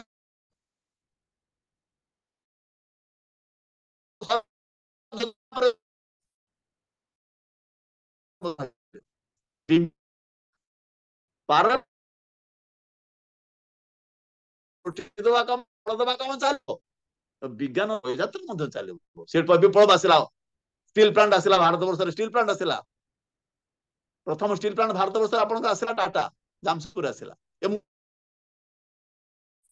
ପ୍ରଥମ ଓଡିଶା ଆପଣଙ୍କ ରାଜ୍ୟରେ ଆଲୁମିନିୟମ କ୍ଷେତ୍ରରେ ବିଶ୍ୱର ସର୍ବବୃହତ ଆପଣଙ୍କ ରାଜ୍ୟରେ ଏସିଆର ସର୍ବବୃହତ ଆଲୁମିନିୟମ କାରଖାନା ଆପଣଙ୍କର ପ୍ରଥମ ପବ୍ଲିକ ସେକ୍ଟର ଷ୍ଟିଲ ପ୍ଲାଣ୍ଟ ହଉଛି ଆପଣଙ୍କର କିଛି ଦିନ ତଳେ ପାରାଦୀପରେ ଶୁଭ ଦିଆଯାଇଛି ଯେ ଆପଣଙ୍କ ଷ୍ଟିଲ ପ୍ଲାଣ୍ଟ ଆସୁଛି ନ୍ୟୁ ଟେକ୍ନୋଲୋଜି ଆସୁଛି କାର୍ବନ ଫ୍ରି ହଉଛି କାର୍ବନ ସେ କଥା ବି ଚିନ୍ତା କରାହଉଛି ଭାଇନା ବସିଛନ୍ତି ବହୁତ ବଡ ମେଟାଲର୍ଜିଷ୍ଟ ଜର୍ମାନୀରେ କାମ କରୁଛନ୍ତି ତ ଗୋଟିଏ ବିଜ୍ଞାନର ଯୋଉ ଗୋଟେ ଗୋଟେ ରୂପରେ ଆସିଲା ବଦଳିଲା ଧୀରେ ପରେ ଧୀରେ ସମୟ ବଦଳିଲା ବିଜ୍ଞାନ କ୍ଷେତ୍ରରେ ଆଗେଇଲା ଦେଶ ଆଗେଇଲା ଏବଂ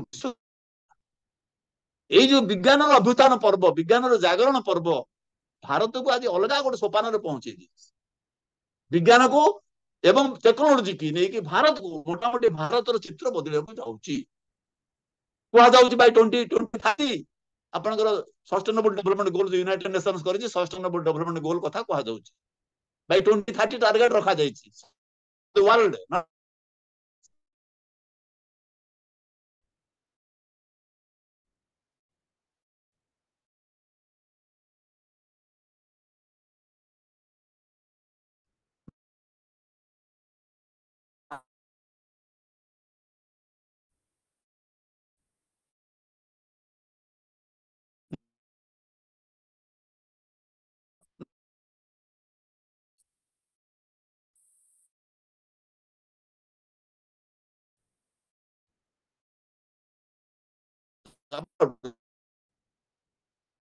विश्व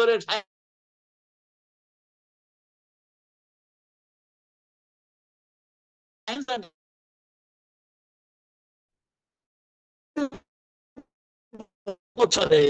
ଏଇ ଖାଲି ଅଭ୍ୟୁତ୍ଥାନ ନୁହେଁ ଭାରତ ବାସିନ୍ଦା ହେଇଛନ୍ତି 24 ବର୍ଷ ଆଉ 80 ବର୍ଷ ଏଇ ଶତାବ୍ଦୀ ହଉଛି ଆପଣ ମାନଙ୍କର ଭାରତର ଶତାବ୍ଦୀ ହଉଛି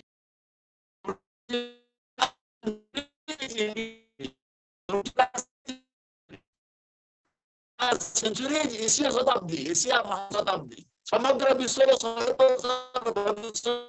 भारतीय युवक लिखिब युव संख्या कौन करुच्ची गोटे युवक भारत वर्ष समग्र विश्ववासी चकित नयन विस्तारित नयन देखुं India is in the limelight India is India centric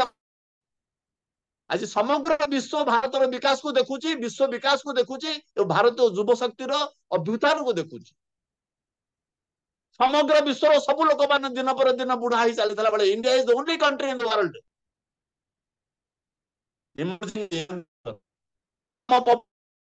कोटी लोक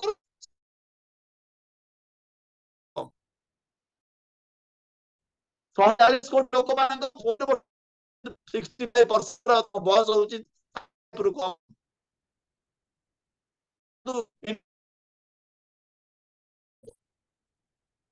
गोटे देश जो निश्चित भाव भागीदारी रही तो ये जो सिचुएसन आसी विज्ञान को लोकप्रिय करने यूनेस्को जो अवदान रही अनन्य साधारण अवदान रही जो 5 जन भारत ये पुरस्कार अभिमंडित होती ना निश्चित भाव उच्चारण करी आज दिन 1952 मसीह 2024 5 जन भारतीय ये पुरस्कार अभिमंडित होती कौन से ओडिया लोक पुरस्कार पाई ना 10 मसीह नुआ पुरस्कार आरंभ करागला ता ना दिगला कलिंग सम्मान जो 5 जन लोक जो भारत रू पाइले प्रथम भारतीय मनीष 1963 मसीह आप देखिए 1963 मसीह प्रथम भारतीय मनीष पाइले आपणकर जगजीत सिंह डॉक्टर जगजीत सिंह स्टैटिस्टिक्स लोक जगजीत सिंह होते एकमात्र विश्वर मनीष जी की biography लिखिं Abdul Salam Pakistan Nobel prize जड़े लोक पाई डॉक्टर अब्दुल सलाम तांकर बायोग्राफी लिखिं डॉक्टर जगजीत सिंह स्टैटिस्टिक्स लोक गुड़े बही लिखिं Indian Drugs and Pharmaceutical Limited chairman थे रेलवे बोर्ड रो डायरेक्टर थे जगजीत सिंह से भद्रलोक होती प्रथम भारतीय 63 मसीह 52 मसीह पुरस्कार आरंभ करागला 63 मसीह प्रथम लोक प्रथम भारतीय जगजीत सिंह से पुरस्कार अभिमंडित थे आम जो द्वितीय लोक देखा द्वितीय पुरस्कार पाइले आपणकर Narendra Sehgal DST government of India adviser थे नरेंद्र सेहगाल पाइले 1991 मसीह नरेंद्र सेहगाल से फिजिक्स लोक फिजिक्स पीएचडी करछंती नरेंद्र सेहगाल पाइले 91 मसीह ता परवर्ती आपण देखिबे डॉक्टर जयंत विष्णु नार्लिकर ना आप निश्चित शुणी जेभी नार्लिकर एस्ट्रोफिजिक्स लोक पद्मश्री पाई इंटरनेशनल यूनियन ऑफ जो अच्छी आम पुना रे आउपा आउपा तार से अच्छा डायरेक्टर थे चेयरमैन थे inter university centre for astronomy and astrophysics inter university centre for astronomy and astrophysics से डायरेक्टर थे चेयरमैन थे जयंत विष्णु नार्लिकर एवं तांका बापा मध्य थे प्रोफेसर बीएचयू रे से पाई आपन 96 मसीह ता पर वर्ष लोक पाइले जने केमिस्ट्री लोक 97 पाइले प्रोफेसर दुराई राजन बाल सुब्रमण्यन 97 पाइले फिजिक्स रे लोक केमिस्ट्री लोक एवं से पाइछन्ति पद्मश्री पाइछन्ति एवं फ्रांस र हाईएस्ट अवार्ड से मध्ये से पाइछन्ति तापर आपण देखिबे 97 मसिया परे 2009 मसिया आपण देखिबे पाइले आउ जन भारतीय पाइले 2009 मसिया रे आपण पाइले प्रोफेसर जसपाल 2009 मसिया रे जसपाल पाइले 9 मसिया रु 24 मसिया भितरे कौन से भारतीय पाइनांति तो 5 जन मात्र भारतीय पाइछन्ति जगदीश सिंह नरेंद्र सहगल जयंत विष्णु नालिकर डी बाल Subramanian and Narendra and last को अपन प्रोफेसर जसपाल जीजीसी रो चेयरमैन थे फिजिक्स रो लोक थे तो ये 5 जन लोक को नहीं कि आम गर्व अनुभव करुचे जे आम 1951 मसीह जो बिजु बाबू मात्र 34 वर्ष बयस होता मात्र 34 वर्ष बयस होता से यूनेस्को पेरिस की जाते 34 वर्ष बयस एत बड़ कथा करें एत बड़ आंदोलन करें विज्ञान क्षेत्र में टेक्नोलोजी क्षेत्र में साधारण मनुष्य पाखे विज्ञान को पहुंचाई जो उद्दामता से आनीपारे तो बिजु बाबू आम पाखे खाली जन शिल्पपति भाव केन्द्रमंत्री भाव लिजेंड भाव परिचित नुहति से विज्ञान मनस्क व्यक्ति विज्ञान को भल पाता मनीषी हाथगढ़ा अनुष्ठान दीर्घजीवी होती बंची रही आज बंची रही हाथगढ़ा अनुष्ठान बंची रही 50 मसीह आज है 1924 मसीहा तो अनुष्ठान जन्म रही बहुत लोग बड़ बड़ लोग आते लोग कलिंग प्राइज पाई समस्त आशा से ऑडिटोरियम ना हल ना भाषण कौन दौले कटक मेडिकल स्कूल जो ऑडिटोरियम था कटक मेडिकल स्कूल ऑडिटोरियम से भाषण दौले से नागरिक मैंने आसुले से भाषण दौले से सम्मानित कर कटक मेडिकल स्कूल से समस्ते गेस्ट होते से बड़ बड़ होटेल नाला बड़ बड़ कॉन्फ्रेंस हॉल नाला भुवनेश्वर नाला कि कटक भी नाला तो से बिजु बाबू घरे अतिथि होकर रोते कटक में भाषण दौले कटक मेडिकल स्कूल भाषण दौले से फेरी जाते ये जो पर्याय क्रम चलला विज्ञान जो गोटे गोटे पट परिवर्तन है से बिजु बाबू योगदान ओडिशार योगदान एवं ये सबू लोक माने ओडिशा आछन समस्त बिजु बाबू अतिथि होती आनंद भवन अतिथि होती परवर्ती समय मीटिंग भाग नहीं मुख्यमंत्री सम्मानित कर गोटे पर गोटे पहाच से अतिक्रम कर बहुत बड़ बड़ वैज्ञानिक आर्थर सी क्लार्क बहुत बड़ लेखक बहुत बड़ वैज्ञानिक से आर्थर सी क्लार्क यूके रो से पुरस्कार पाई जॉर्ज गैमो पाई doctor sir Huxley Julian Huxley fellow of Royal Society से पुरस्कार पाई जेराल्ड पीएल पाई वारेन वीभर पाई यूगेन रॉबिनवुड रशिया पाई 3 जन लोक पाई बहुत बड़ बड़ लोक फेलो ऑफ रॉयल सोसाइटी लोक पाई फ्रेड हॉयल पाई फ्रेड हॉल होचन गुरु जयंत नालिकर पीएचडी छात्र फ्रेड हॉयल यूके रो होचन जॉर्ज आंकर पीएचडी गाइड कार Jayant Narlikar PhD guide Fred Hoyle से पाई मार्गारेट मीड पाई फिलिप आबेलसन पाई डिगेल कैल्डर पाई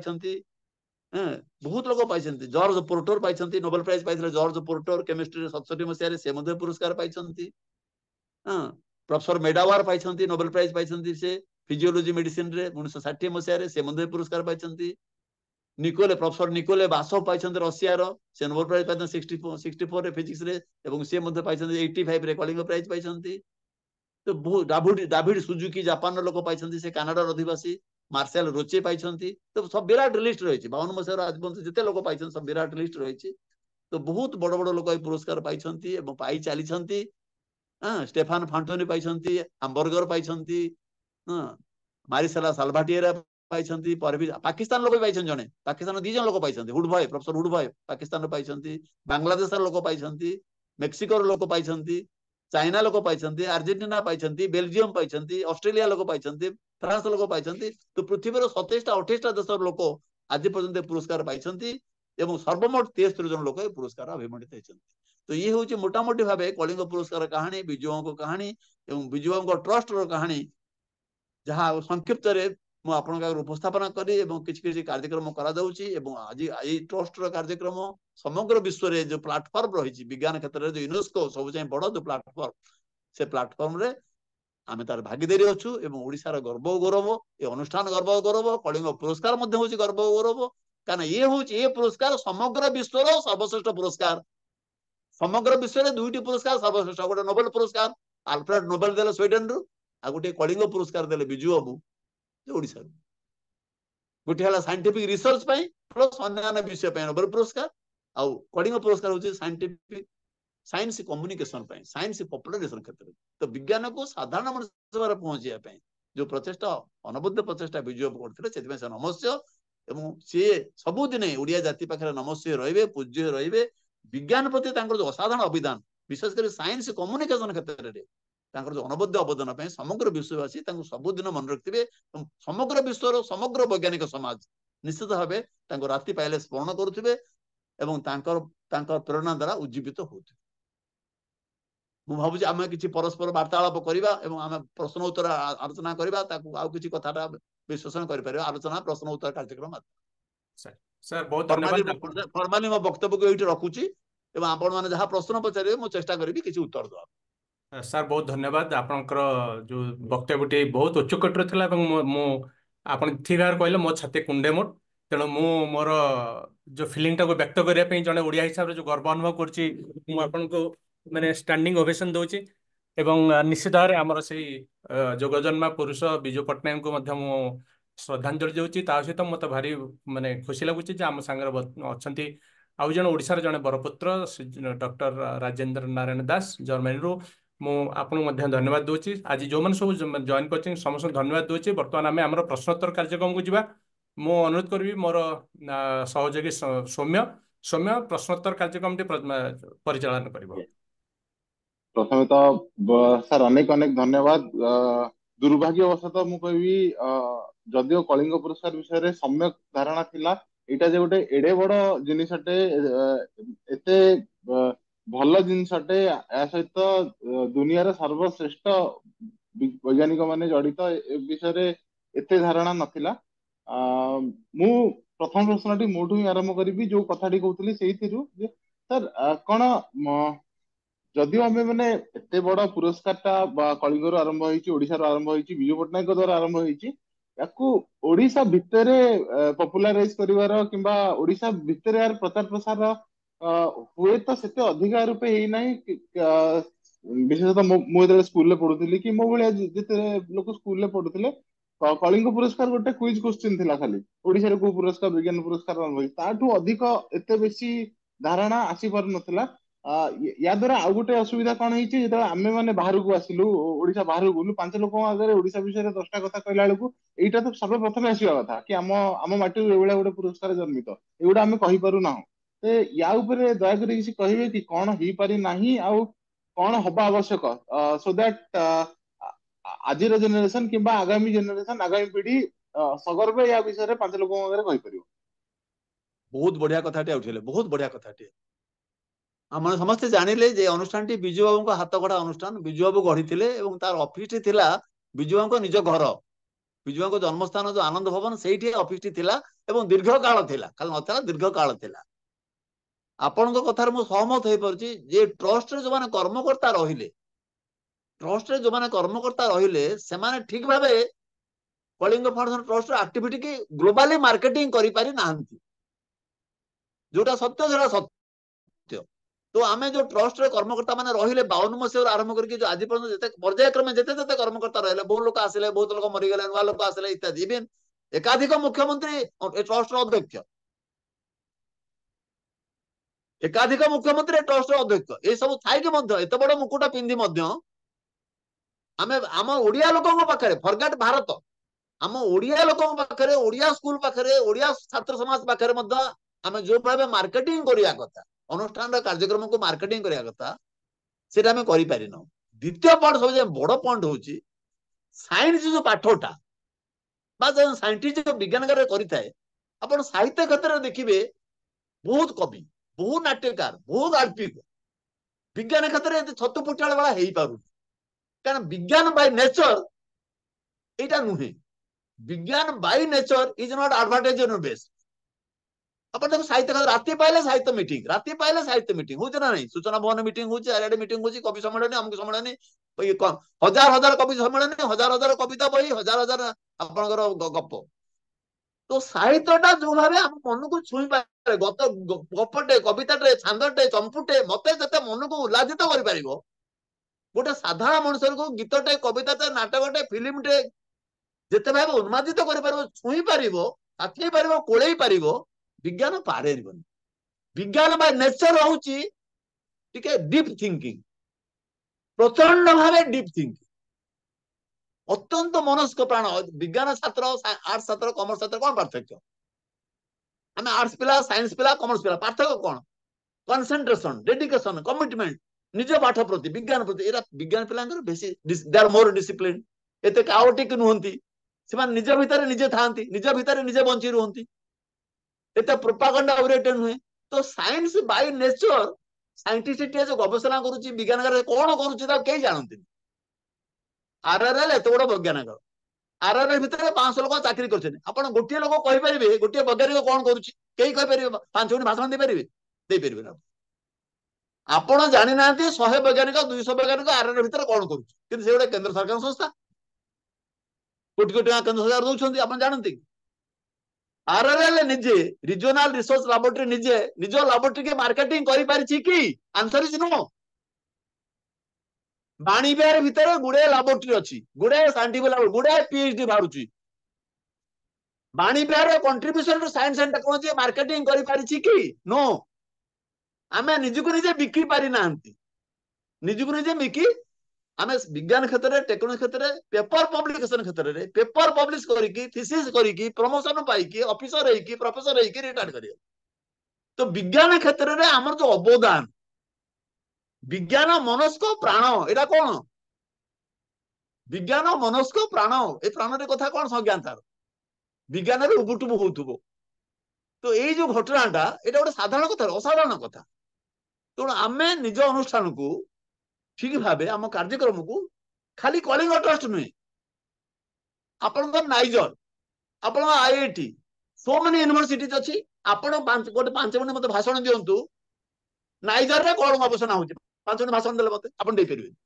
काई दे पाउ नांती because we have failed to market our self to common man को हम हाथ बढ़ाई की छुई पारी नाहू कॉमन मैन को स्वप्न विदग्ध कहि पारी नाहू कॉमन मान को प्रणोदित प्रचोदित करि पारि नाहू विज्ञान क्षेत्र रे कॉमन मैन को साधारण मनुष्य को माटीर मनुष्य को आमे प्रणोदित प्रचोदित करि पारि नाहू लेट अस एक्सेप्ट इट काहे कि ना विज्ञान बाय नेचर इज दैट विज्ञान बाय नेचर प्रोपागेंडा कराए ना मु जने वैज्ञानिक बाजा बजी घर सारा बुली के गां रे मु वैज्ञानिक काम करिछि एते देश जाई एते पेपर मु बुली के ना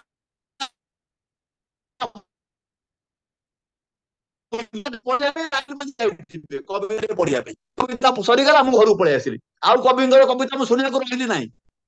मोर कविता पढ़ा सरीगला मु घर को पड़े आसिली तेणु साहित्य विज्ञान भितर साहित्यटा गपटा नाचटा थिएटरटा पालाटा पूजाटा यात्राटा मते बेसी छुई पारे आम हृदयटा बड़ नरम हृदयटा कोमल हृदयटा बुझिपारछ आम साधारण मनुष्यर तो मनटा हृदयटा गोटे यात्राटे नाटकटे कविताटे जेते छुई पारिबो गोटे ड्रामाटे महाभारत पछे जेते छुई पारिबो रामायण जेते छुई पारिबो रामायण सीरियल जेते छुई पारिबो विज्ञान सीरियल मते एते छुई पारिबो नाही तो विज्ञान बाय नेचर होची इंट्रिंसिक निज भितर निजे बुझिपालो वैज्ञानिक निज लाबोरेटरी निजे काम करूची वैज्ञानिक चाकरी कला दरमानला निज लाबोरेटरी काम कला पेपर कला रिटायर है घर पड़ेगा से कौन काम कला साधारण मनुष्य जानिला कि फरगेट साधारण मनुष्य गोटे लाबोरेटरी काम होउथवा अन्य गोटे लाबोरेटरी वैज्ञानिक कहि परिबोनी गोटे लाबोरेटरी 10टा डिपार्टमेंट अछि गोटे डिपार्टमेंट रे कोन काम होउची आरो डिपार्टमेंट कहि परिबोनी काई कहि पारुनी बिकॉज़ विज्ञान को मार्केटिंग करि पारिनी साधारण मनुष्य पाखरे पहुंचे पारिनो इवन साइंटिफिक सोसाइटी मते जानिनी फरगेट कॉमन मैन बाणी बिहार प्रोफेसर कहि परिबो कि नालको रे कोन होउची कहि परिबो से कहि परिबो नालको लोक कहि परिबे बाणी बिहार कोन रिसर्च होउची कहि परिबेनी काई कहि पारुनांती आमे का घर को बसी चा पिया को जाउना का बाहर बसी गपसप करूना भावर आदान प्रदान करूना आमे अन्य को भलो ही पाउना वी नेवर एक्सेप्ट अदर्स अन्य को मो ग्रहण करि पारे ना I can not accept other man गोटे अन्य लोक को ग्रहण करे तो कथा दीपति के सुनिबो लिसन टू अदर मैन अन्य कथा सब सुनो बी ए गुड लिसनर प्रथम गुण होची be a good listener accept others अन्य को ग्रहण करिनो काखेइनो कोळेइनो accept life as it is जीवन जहा जेमिति काखेइनियो कोळेइनियो पाइबे आपण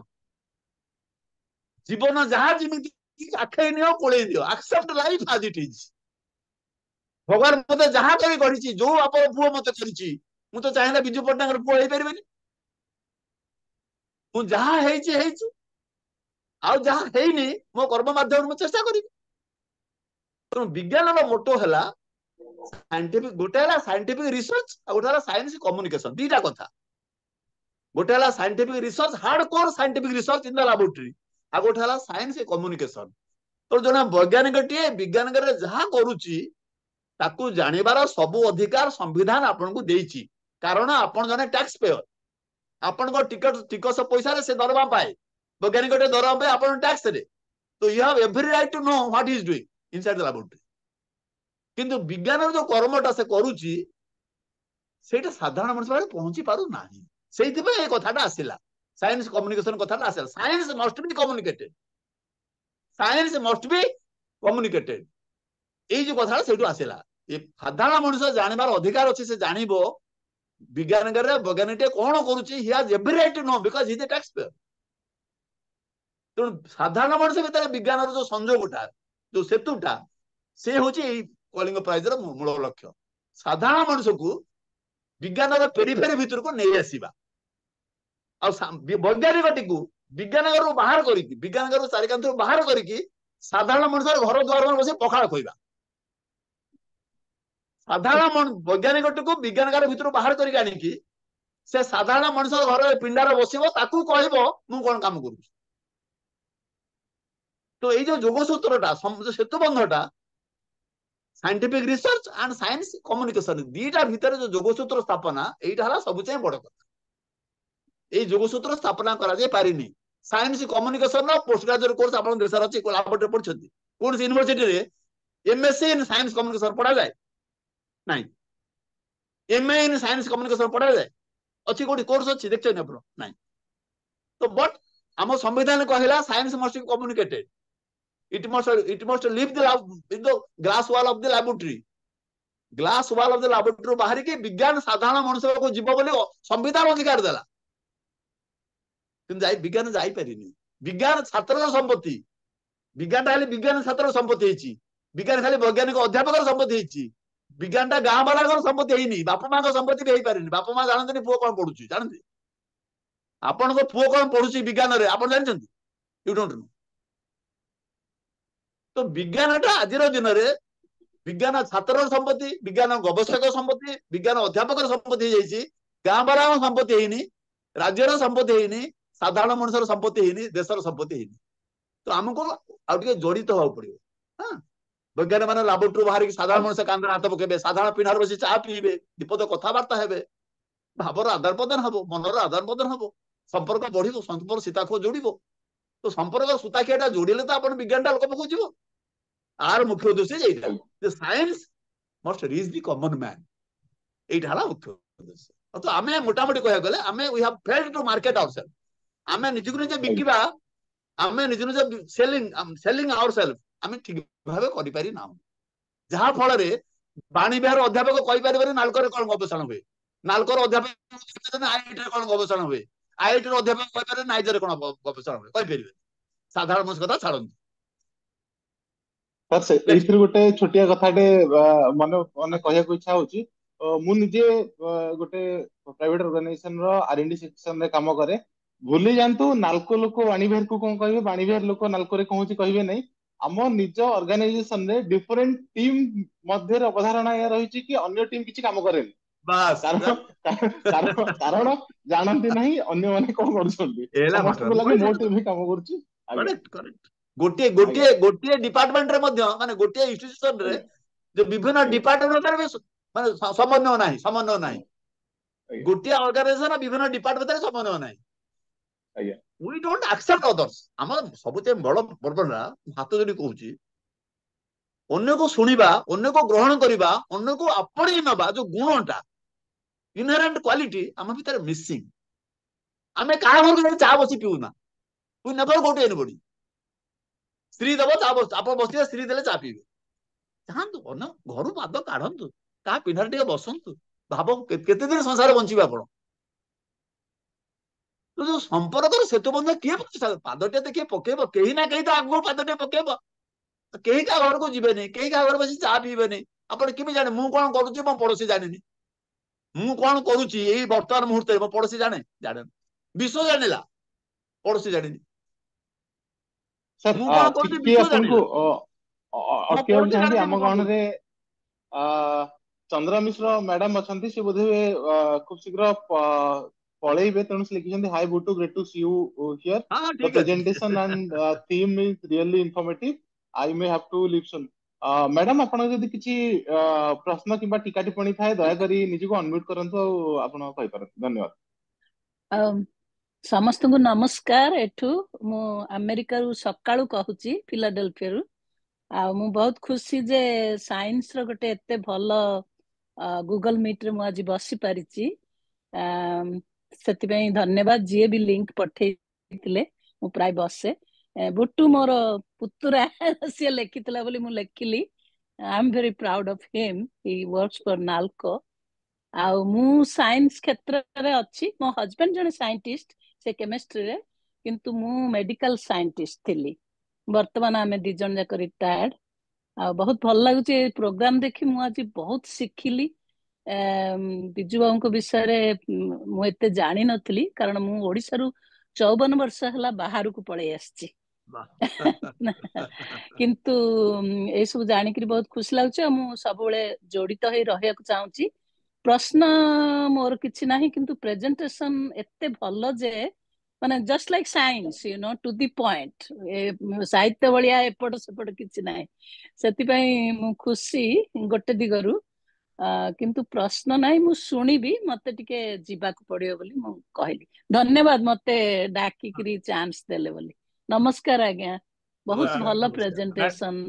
ମ୍ୟାଡାମ ନମସ୍କାର। ମୋର ମ୍ୟାଡାମ ନମସ୍କାର। ମ୍ୟାଡାମ ନମସ୍କାର। ଯଦି ଆପଣ ଆମର ଫ୍ୟୁଚର ପ୍ରୋଗ୍ରାମ ବିଷୟରେ ଜାଣିବା ପାଇଁ ଚାହୁଁଛନ୍ତି, ଚାଟ୍ ବକ୍ସରେ ଆପଣଙ୍କର ଇମେଲ, ଯଦି କମ୍ଫର୍ଟେବଲ ଫିଲ୍ କରୁଛନ୍ତି, ଯଦି ସେଲ୍ ନମ୍ବର ଦେବେ, ଆମେ ଆପଣଙ୍କୁ ଲିଙ୍କ ପଠେଇବୁ। ବହୁତ ଧନ୍ୟବାଦ।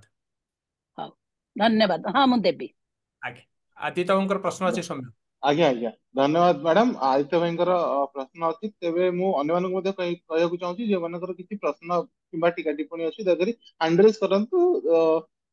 ତାହେଲେ ତେବେ ଆଦିତ୍ୟ ଭାଇଙ୍କ ପରେ ଆମେ ଆପଣମାନଙ୍କୁ ମଧ୍ୟ ଅନୁରୋଧ କରିବୁ ଅନୁରୋଧ କରିବା ପାଇଁ। ଆଜ୍ଞା ଆଦିତ୍ୟ ଭାଇ। थैंक यू चित्त सर आपनको बहुत नमस्कार और बहुत बहुत थैंक यू एते इम्पोर्टेंट गोटे टॉक हमकु सुनिया पई। मु एक्चुअली कटक रु जॉइन करछि। मोर जन्म मध्ये कटक रे। आ मु बहुत माने निजको आज बहुत बेसी गर्वित मन करूछि। एसो मु एक्चुअली सतवारे मु जानि भी नथिले अवार्ड विषय रे।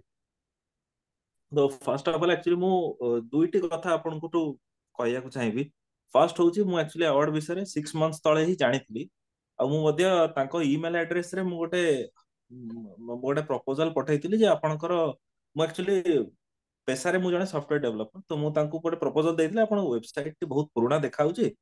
ଆଉ ମୁଁ ସେଟାକୁ फ्री रे करिया को चाहिबी, अपग्रेड करिया को चाहिबी। तो मु आज टिके एही प्लेटफॉर्म टिके फायदा न चाहिबी। तो मु आउथरे मध्ये आपण थ्रू रे जणाय चाहिबी। जदी एक्चुअली तार रिप्लाई मध्ये मिलिनी आ जेतरा फोन नंबर थिला तार कोनोसी गोटे नंबर भी लागिलेनी। सेते मु आउ कथाटी आगे पार नथिली। तो जदी एई एई प्रपोजल टाको आपन पसंद आसे तो आमे माने मु फ्री रे मध्ये एई जिंसटा करिया चाहिबी। कारण एटा गोटे बहुत माने ओडिसा पय गोटे बहुत इंपोर्टेंट जिंस एटा। आउ सेकंड गोटे जिंस मु चाहिबी पचरे को जे हमें एई जो साइंस मूवमेंट गोटे ओडिसा रे बहुत बहुत दरकार पड़ुची। बहुत स्टूडेंट्स माने भी जानि जे स्टूडेंट्स मानकर पोटेंशियल मु देखिछि अछि। बहुत स्टूडेंट्स मानको पोटेंशियल अछि। बहुत माने यंग प्रोफेशनल्स मानकर भी इंटरेस्ट अछि साइंस रे। बट केबे गोटे माने सेही मोटिवेशन ता से माने पाई नांती। मु एक्चुअली इंस्टीट्यूट ऑफ फिजिक्स रे मध्ये कॉन्ट्रैक्चुअल स्टाफ थिली। 5 वर्ष मु सेठी चाकरी करछि 2015 रु 20। इवन मु मध्ये पूरा देखिछि जे अन्य डिपार्टमेंट लोक मध्ये जानि न थांती जे आम डिपार्टमेंट रे कोन होउची। तो एई जिंसटा को मु माने बहुत क्लोजली मु मध्ये फील करछि एई जिंसटी। आ स्टूडेंट्स मानकर पोटेंशियल मु बहुत देखिछि। तो आपण जदी किछ हमकु सजेशन देबे जे एई जो ओडिसा साइंस मूवमेंट एई जिंसटा केमिति हेई परिबो। ଆଉ ଆମେ ଯଦି ଆମ ତରଫରୁ ବି ଯଦି କିଛି ବି ହେଲ୍ପ କରିପାରିବା ଆମେ ନିଶ୍ଚିତ ଭାବରେ କହିବାକୁ ଚାହିଁବୁ। थैंक यू बहुत बढ़िया कथाटी आसिला एई जो एई ओडिसा रो साइंस मूवमेंट कथाटा विज्ञान एकेडमी पढ़ा गला ओडिसा। आपण ना सुनी ओडिसा विज्ञान एकेडमी संस्थाटी अछि। ओडिसा सरकारଙ୍କର विज्ञान विभाग अंतर्गत ସଂସ୍ଥାଟି ସେ ଅନୁଷ୍ଠାନଟି ଗଢ଼ାଗଲା 1981 ମସିହାରେ 1981 ମସିହାରେ। ତ 1981 ମସିହା ପୂର୍ବରୁ ଓଡ଼ିଶାରେ ବିଜ୍ଞାନ ଏକାଡେମୀ ନଥିଲା। ଦେଶ ପାଇଁ ବିଜ୍ଞାନ ଦିବସ ନ୍ୟାସନାଲ ସାଇନ୍ସ ଡେ ଏଇ ମାସରେ ପଡିବ ଫେବୃଆରୀ ମାସ 28 ତାରିଖରେ। ଆପଣ ଜାଣନ୍ତି ଭାରତ ବର୍ଷ କୋଉ ବର୍ଷଠୁ ପାଳନ କରୁଛି ଦିବସଟି କହିପାରିବେ? ଦେଶ ସ୍ୱାଧୀନ ଥିଲା 47 ରେ, ଦେଶ ସ୍ୱାଧୀନ ଥିଲା 47 ରେ, ଆଉ 40 ବର୍ଷ ମିଶେଇ ଦିଅନ୍ତୁ 87 ରେ 87 ରେ ପାଳନ ହେଲା ଆମର ବିଜ୍ଞାନ ଦିବସ। ମାନେ ଦେଶ ସ୍ୱାଧୀନତା ହେଲାର 40 ବର୍ଷ ପରେ ସରକାର ଭାବିଲେ ଯେ ଆମ ଦେଶ ପାଇଁ ଗୋଟେ ବିଜ୍ଞାନ ଦିବସ ରହିବା ଦରକାର। ଦେଶ ସ୍ୱାଧୀନତା ହେବାର 40 ବର୍ଷ ଚାଲିଗଲା, ବିଜ୍ଞାନ ପାଇଁ ଦିନଟିଏ ନାହିଁ, ଟେକ୍ନୋଲୋଜି ପାଇଁ ଦିନଟିଏ କେବେ ଆସିଲା? ଯେତେବେଳେ ବାଜପେୟୀ ଥିଲେ ପ୍ରାଇମ ମିନିଷ୍ଟର, ପୋଖରାନରେ ଭୂଗର୍ଭ ପାରମାଣବିକ ବିସ୍ଫୋରଣ ହେଲା, ନ୍ୟୁକ୍ଲିୟର ଏକ୍ସପ୍ଲୋଜନ ହେଲା। କେବେକା କଥା? 1998 ମସିହା ଘଟଣା। 1998 ମସିହାରେ ମେ ମାସ 11 ତାରିଖରେ ପୋଖରାନରେ ଯୋଉ ନ୍ୟୁକ୍ଲିୟର ଏକ୍ସପ୍ଲୋଜନ ହେଲା, ଯୋଉଟା ଯୁଗାନ୍ତକାରୀ ସୃଷ୍ଟି କଲା, ଆମେ ଗୋଟେ ସିକ୍ସ ସୁପର ପାୱାର ହେଇକି ନ୍ୟୁକ୍ଲିୟର ପାୱାର ହେଇକି ଠିଆ ହେଲୁ 1998 ମସିହାରେ ଘଟଣା। ତ 1987 ମସିହାରେ ବିଜ୍ଞାନ ଦିବସ ହେଲା, 1998 ମସିହାରେ ଟେକ୍ନୋଲୋଜି ଦିବସ ହେଲା। ଆଉ ଏବେ ଯୋଉ ଅଗଷ୍ଟ ମାସ ଯାଇଛି, ଅଗଷ୍ଟ 23 ତାରିଖ 2023 ମସିହା ଅଗଷ୍ଟ ମାସ 23 ତାରିଖରେ ମହାକାଶ ଦିବସ ନ୍ୟାସନାଲ ସ୍ପେସ ଡେ ପ୍ରଧାନମନ୍ତ୍ରୀ ଘୋଷଣା କରିଛନ୍ତି, ଯୋଉଦିନ ଆପଣଙ୍କର ଚନ୍ଦ୍ରରେ ପହଞ୍ଚିଥିଲା, ଚନ୍ଦ୍ରରେ ଅର୍ବିଟର ଯୋଉ ପହଞ୍ଚିଥିଲା, ଲ୍ୟାଣ୍ଡିଂ କରିଥିଲା ଯୋଉଦିନ ଅଗଷ୍ଟ 23 2023 ମସିହା, ସେଇ ଦିବସଟିକି ନ୍ୟାସନାଲ ସ୍ପେସ ଡେ ବୋଲିକି ଘୋଷଣା କରାଗଲା। এই তিনোটি হচ্ছে গুরুত্বপূর্ণ দিবস। এবং এই যে জাতীয় বিজ্ঞান পুরস্কার যে দিয়াযাଏ, কেন্দ্র সরকার যে বিজ্ঞান পুরস্কার দিয়ନ୍ତି, ডিসাইড ହେଲା যে প্রতি ବର୍ଷ ଅଗଷ୍ଟ ମାସ 23 ତାରିଖ ଦେବେ। ତ ଆଗରୁ ଦୁଇଟି ଗୁରୁତ୍ୱପୂର୍ଣ୍ଣ ଦିନ ଥିଲା, ଫେବୃଆରୀ 28 ଜାତୀୟ ବିଜ୍ଞାନ ଦିବସ, ମେ 11 ଜାତୀୟ ଟେକ୍ନୋଲୋଜି ଦିବସ, ଅଗଷ୍ଟ 23 ଜାତୀୟ ମହାକାଶ ଦିବସ। ତ ଜାତୀୟ ମହାକାଶ ଦିବସ ଯୋଉ ଦିନ ପାଳନ ହେବ ପ୍ରତି ବର୍ଷ, ସେଇ ଦିନ ହିଁ ପୁରସ୍କାର ଦିଆଯିବ। ଏବଂ ଆପଣଙ୍କୁ ଗୋଟିଏ କଥା ଏଠି କହିଦେବାକୁ ଚାହୁଁଛି, ଆଜି ପର୍ଯ୍ୟନ୍ତ ବିଜ୍ଞାନ କ୍ଷେତ୍ରରେ ଦେଶର ସବୁଯାଏ ବଡ ପୁରସ୍କାର, ତା ନାଁ ଥିଲା ସାର୍ ଶାନ୍ତି ସ୍ୱରୂପ ଭାଟନଗର ପୁରସ୍କାର। ସାର୍ ଶାନ୍ତି ସ୍ୱରୂପ ଭାଟନଗର ପୁରସ୍କାର। ଯୋଉ ଭଦ୍ରଲୋକ ହଉଛନ୍ତି କେମିଷ୍ଟ୍ରିର ପ୍ରଫେସର, କେମିଷ୍ଟ୍ରିର ସାଇଣ୍ଟିଷ୍ଟ ଥିଲେ, ପଞ୍ଜାବର ଲୋକ ଥିଲେ, ଭାଟନଗର ଟାଇଟଲଟା ପଞ୍ଜାବର ଲୋକ, ଏବଂ CSIR council of scientific and industrial research CSIR ର ପ୍ରଥମ ଡିରେକ୍ଟର ଜେନେରାଲ ଥିଲେ, ପ୍ରଥମ DG ଥିଲେ। ତ ତାଙ୍କରି ନାଁ ଅନୁସାରେ ଭାଟନଗର ପ୍ରାଇଜ ଦିଆଯାଏ। ସାଇନ୍ସ ଆଣ୍ଡ ଟେକ୍ନୋଲୋଜି କ୍ଷେତ୍ରରେ ଦେଶର ହାଇଏଷ୍ଟ ଆୱାର୍ଡ ଭାଟନଗର ପ୍ରାଇଜ ଦିଆଯାଏ, ଏବଂ ସେଇଟା ଦିଆଯାଏ। ବର୍ତ୍ତମାନ କେନ୍ଦ୍ର ସରକାର ଡିସାଇଡ କରିଛନ୍ତି, ବର୍ତ୍ତମାନ ଏଇ ବର୍ଷଠୁ 24 ମସିହାରୁ ଏ ସମସ୍ତ ପୁରସ୍କାରକୁ, ଯେତେ ପୁରସ୍କାର ଯେତେ ଡିପାର୍ଟମେଣ୍ଟ କେନ୍ଦ୍ର ସରକାର ଯେତେ ପୁରସ୍କାର ଦଉଛନ୍ତି ସବୁ ବନ୍ଦ। ବର୍ତ୍ତମାନ 56ଟି ପୁରସ୍କାର ମାତ୍ର ଦିଆଯିବ ସାରା ବିଜ୍ଞାନ କ୍ଷେତ୍ରରେ, ସାରା ଦେଶରେ ସବୁ ରାଜ୍ୟର ଲୋକମାନଙ୍କୁ ମିଶେଇକି 56ଟି ପୁରସ୍କାର ଦିଆଯିବ। ଏବଂ ଯୋଉ ଢାଞ୍ଚାରେ ପଦ୍ମଶ୍ରୀ, ପଦ୍ମଭୂଷଣ, ପଦ୍ମବିଭୂଷଣ, ଭାରତ ରତ୍ନ ଦିଆଯାଉଛି ବା ଖେଳ ରତ୍ନ ଦିଆଯାଉଛି, ସେଇ ଢାଞ୍ଚାରେ ଭାରତ ବର୍ଷର ବିଜ୍ଞାନର ସର୍ବଶ୍ରେଷ୍ଠ ପୁରସ୍କାର ଆଉ ଭାଟନଗର ପୁରସ୍କାର ନୁହଁ, ବିଜ୍ଞାନ ରତ୍ନ ଦିଆଯିବ ଅଗଷ୍ଟ 23 2024 ମସିହାରେ। ଦେବେ ପ୍ରଧାନମନ୍ତ୍ରୀ, ଦେବେ ରାଷ୍ଟ୍ରପତି, ଦସ୍ତଖତ କରିବେ ସାର୍ଟିଫିକେଟରେ ରାଷ୍ଟ୍ରପତି, ଦେବେ ରାଷ୍ଟ୍ରପତି, ଦେବେ ବିଜ୍ଞାନ ଭବନରେ, ସବୁ ଫାଇନାଲ। ତ ଦେଶର ସର୍ବଶ୍ରେଷ୍ଠ ବିଜ୍ଞାନ ପୁରସ୍କାର ଇରେସ୍ପେକ୍ଟିଭ ଅଫ ଅଲ୍ ଡିପାର୍ଟମେଣ୍ଟସ, ବିଜ୍ଞାନ ରତ୍ନ। ଦ୍ୱିତୀୟ ସର୍ବଶ୍ରେଷ୍ଠ ହେଲା ବିଜ୍ଞାନ ଶ୍ରୀ। ବିଜ୍ଞାନ ଶ୍ରୀ, ଏ କଥା ଗୁଡା ଆପଣ କାନରେ ପଡିନଥିବ, ନୂଆ କଥା ସବୁ। ବିଜ୍ଞାନ ରତ୍ନ ଦେଶର ସର୍ବଶ୍ରେଷ୍ଠ ହାଏଷ୍ଟ ଆୱାର୍ଡ ବିଜ୍ଞାନ ରତ୍ନ, ତାପରେ ବିଜ୍ଞାନ ଶ୍ରୀ, ତାପରେ ଆପଣଙ୍କର କୋଲାବୋରେସନ ଏ ଲାବୋରେଟୋରୀ ସେ ଲାବୋରେଟୋରୀ ମିଶିକି କୋଲାବୋରେସନରେ କାମ କରୁଛନ୍ତି, ଏ ବୈଜ୍ଞାନିକ ସେ ବୈଜ୍ଞାନିକ ମିଶିକି କୋଲାବୋରେସନ, ଜଏଣ୍ଟ ରିସର୍ଚ୍ଚ ୱାର୍କ, କୋଲାବୋରେଟିଭ ପ୍ରୋଜେକ୍ଟ ଉପରେ କାମ କରୁଛନ୍ତି, ସେ ପୁରସ୍କାର। ସେଟା ହେଲା ଚତୁର୍ଥ। ତୃତୀୟ ହେଲା ଆପଣଙ୍କର ଭାଟନଗର ପୁରସ୍କାର, 45 ରୁ କମ, 45 ଏଜ ରୁ କମ, ଭାଟନଗର ପୁରସ୍କାର ତୃତୀୟ ପୁରସ୍କାର ହେଲା। ଚତୁର୍ଥ ପୁରସ୍କାର ହେଲା ଏଇ ଯୋଉ କୋଲାବୋରେଟିଭ ପ୍ରୋଜେକ୍ଟ। ତ 4ଟି ପ୍ରୋଜେକ୍ଟ ଦିଆଯିବ ଏବଂ 56 ଲୋକଙ୍କୁ ସାରା ଦେଶରେ ପୁରସ୍କାର ଦିଆଯିବ। ଇଏ ହଉଛି ବର୍ତ୍ତମାନ ଢାଞ୍ଚା, ଏଇ ପୁରସ୍କାର ଦିଆଯିବାକୁ ଯାଉଛି ଏବଂ ଅଗଷ୍ଟ 23 ଦିନ ଦିଆଯିବ, ପ୍ରତିବର୍ଷ ଦିଆଯିବ। ରାଷ୍ଟ୍ରପତି ଦେବେ, ଯେମିତି ପଦ୍ମଶ୍ରୀ ସାର୍ଟିଫିକେଟ ରାଷ୍ଟ୍ରପତି ସିଗ୍ନେଚର କରନ୍ତି, ରାଷ୍ଟ୍ରପତି ଦିଅନ୍ତି, ରାଷ୍ଟ୍ରପତି ସିଗ୍ନେଚର କରନ୍ତି, ସେମିତି ଏ ସାର୍ଟିଫିକେଟ ଗୁଡାକରେ ରାଷ୍ଟ୍ରପତି ସିଗ୍ନେଚର କରିବେ, ରାଷ୍ଟ୍ରପତି ଦେବେ, ଅଗଷ୍ଟ 23 ଦିନ ଦେବେ ଏବଂ ବିଜ୍ଞାନ ଭବନରେ ଦେବେ। ये सब नुआ कथा स्थिरीकृत होती है वर्षर घटना मुझे आप 6 मासर कहानी कहूँ तो बर्तमान विज्ञान मुवमेंट कथाटा विज्ञान सब कथा डेरी डेरी होउची देखिले आपण देश स्वाधीनता होला 47 रे सीवी रमण नोबेल प्राइज पाइले 30 रे सीवी रमण को काम को नहीं कि आम फेब्रुआरी 28 होता declaration of Raman effect February 28 1928 February 28 1928 Nobel prize केबे से पाइले 1930 1930 रे नोबेल प्राइज पाइले सीवी रमण किंतु फेब्रुआरी 28 1928 2 वर्ष पूर्व बैंगलोर रे Indian Institute of Science auditorium रे विश्ववासी की प्रेस मीट से कले भेटिले प्रेस को मिटिले रमण प्रभाव जे कलिकता जो गवेषणा करुले कलिकता से गवेषणा कर नोबेल प्राइज पाइथिले कर्मभूमि गवेषणा कर्मभूमि होची कलिकता देशर प्रथम गवेषणागार ना आपण कहि परिबे एवं सेही गवेषणागार रे सार सीवी रमण गवेषक छात्र थिले एवं सेही गवेषणागार भारत को नोबेल प्राइज देछि एवं आज पर्यंत गोटे नोबेल प्राइज देछि सीवी रमण होचन एकमात्र भारतीय जे कि भारत रे काम करिके भारत को नोबेल प्राइज देछि भारतीय माने नोबेल प्राइज पाइछन्ति भारत बाहर काम करिके किंतु भारतीय लोक माने भारत रे काम करिके भारत को नोबेल प्राइज दवा सीवी रमण गोटे 1930 मसिया आज 1930 बाबू जाउची 100 वर्ष बाबू जाउची 6 वर्ष पर कौन से भारतीय भारत रे काम करिके नोबेल प्राइज पाइला बर्तमान प्रश्न उठिला को लैबोरेटरी भारत को नोबेल प्राइज दीची के कहि परिबे को लैबोरेटरी सार सीवी रमण छात्र थिले एवं को लैबोरेटरी भारत को नोबेल प्राइज देछि 30 मसिया रे 1930 रे मु कहि दोछि भारत वर्षर प्रथम गवेषणागार जेतले ब्रिटिश इंडिया ब्रिटिश सरकार शासन थिला भारत वर्ष रे 1875 मसिया रे भारत वर्ष रे प्रथम करे कलिकता रे गोटे गवेषणागार खोला गला प्राइवेट गवेषणागार खोला गला जन डाक्टर खोलिले तांका नाम डाक्टर महेंद्र लाल सरकार ये जो साइंस सोसाइटी कथा आपण कहउछन एठी आसुची जने व्यक्ति विशेष जने डाक्टर एलएमपी डाक्टर तांका नाम डाक्टर महेंद्र लाल सरकार से समय राजा राजा राजरा सब थिले रजांगठू पैसा मागिकी भिक मागिकी लोक रजांगठू लोकठू पैसा आनिकी गोटे अनुष्ठान गढ़िथिले से अनुष्ठान ना होची भारत वर्षर प्रथम गवेषणागार भाभा एटॉमिक रिसर्च सेंटर नुह टाटा इंस्टीट्यूट ऑफ फंडामेंटल नुह इंडियन इंस्टीट्यूट साइंस बेंगलोर नुह सेटा 1875 रे टाटा हे नथिला 1875 रे बेंगलोर आईएससी नथिला बीआरसी नथिला किछि नथिला 1875 रे कोन थिला Indian Association for the Cultivation of Science भारत वर्षर प्रथम गवेषणागार ता ना होची Indian Association for the Cultivation of Science जो गवेषणागार सार सीवी रमण छात्र थिले जो गवेषणागार से 7 रु 30 काम करुथिले एवं नोबेल प्राइज पाइते 30 मसिया प्रथम मोर भाषण प्रथम रु कहली भारत वर्षर प्रथम साइंटिफिक सोसाइटी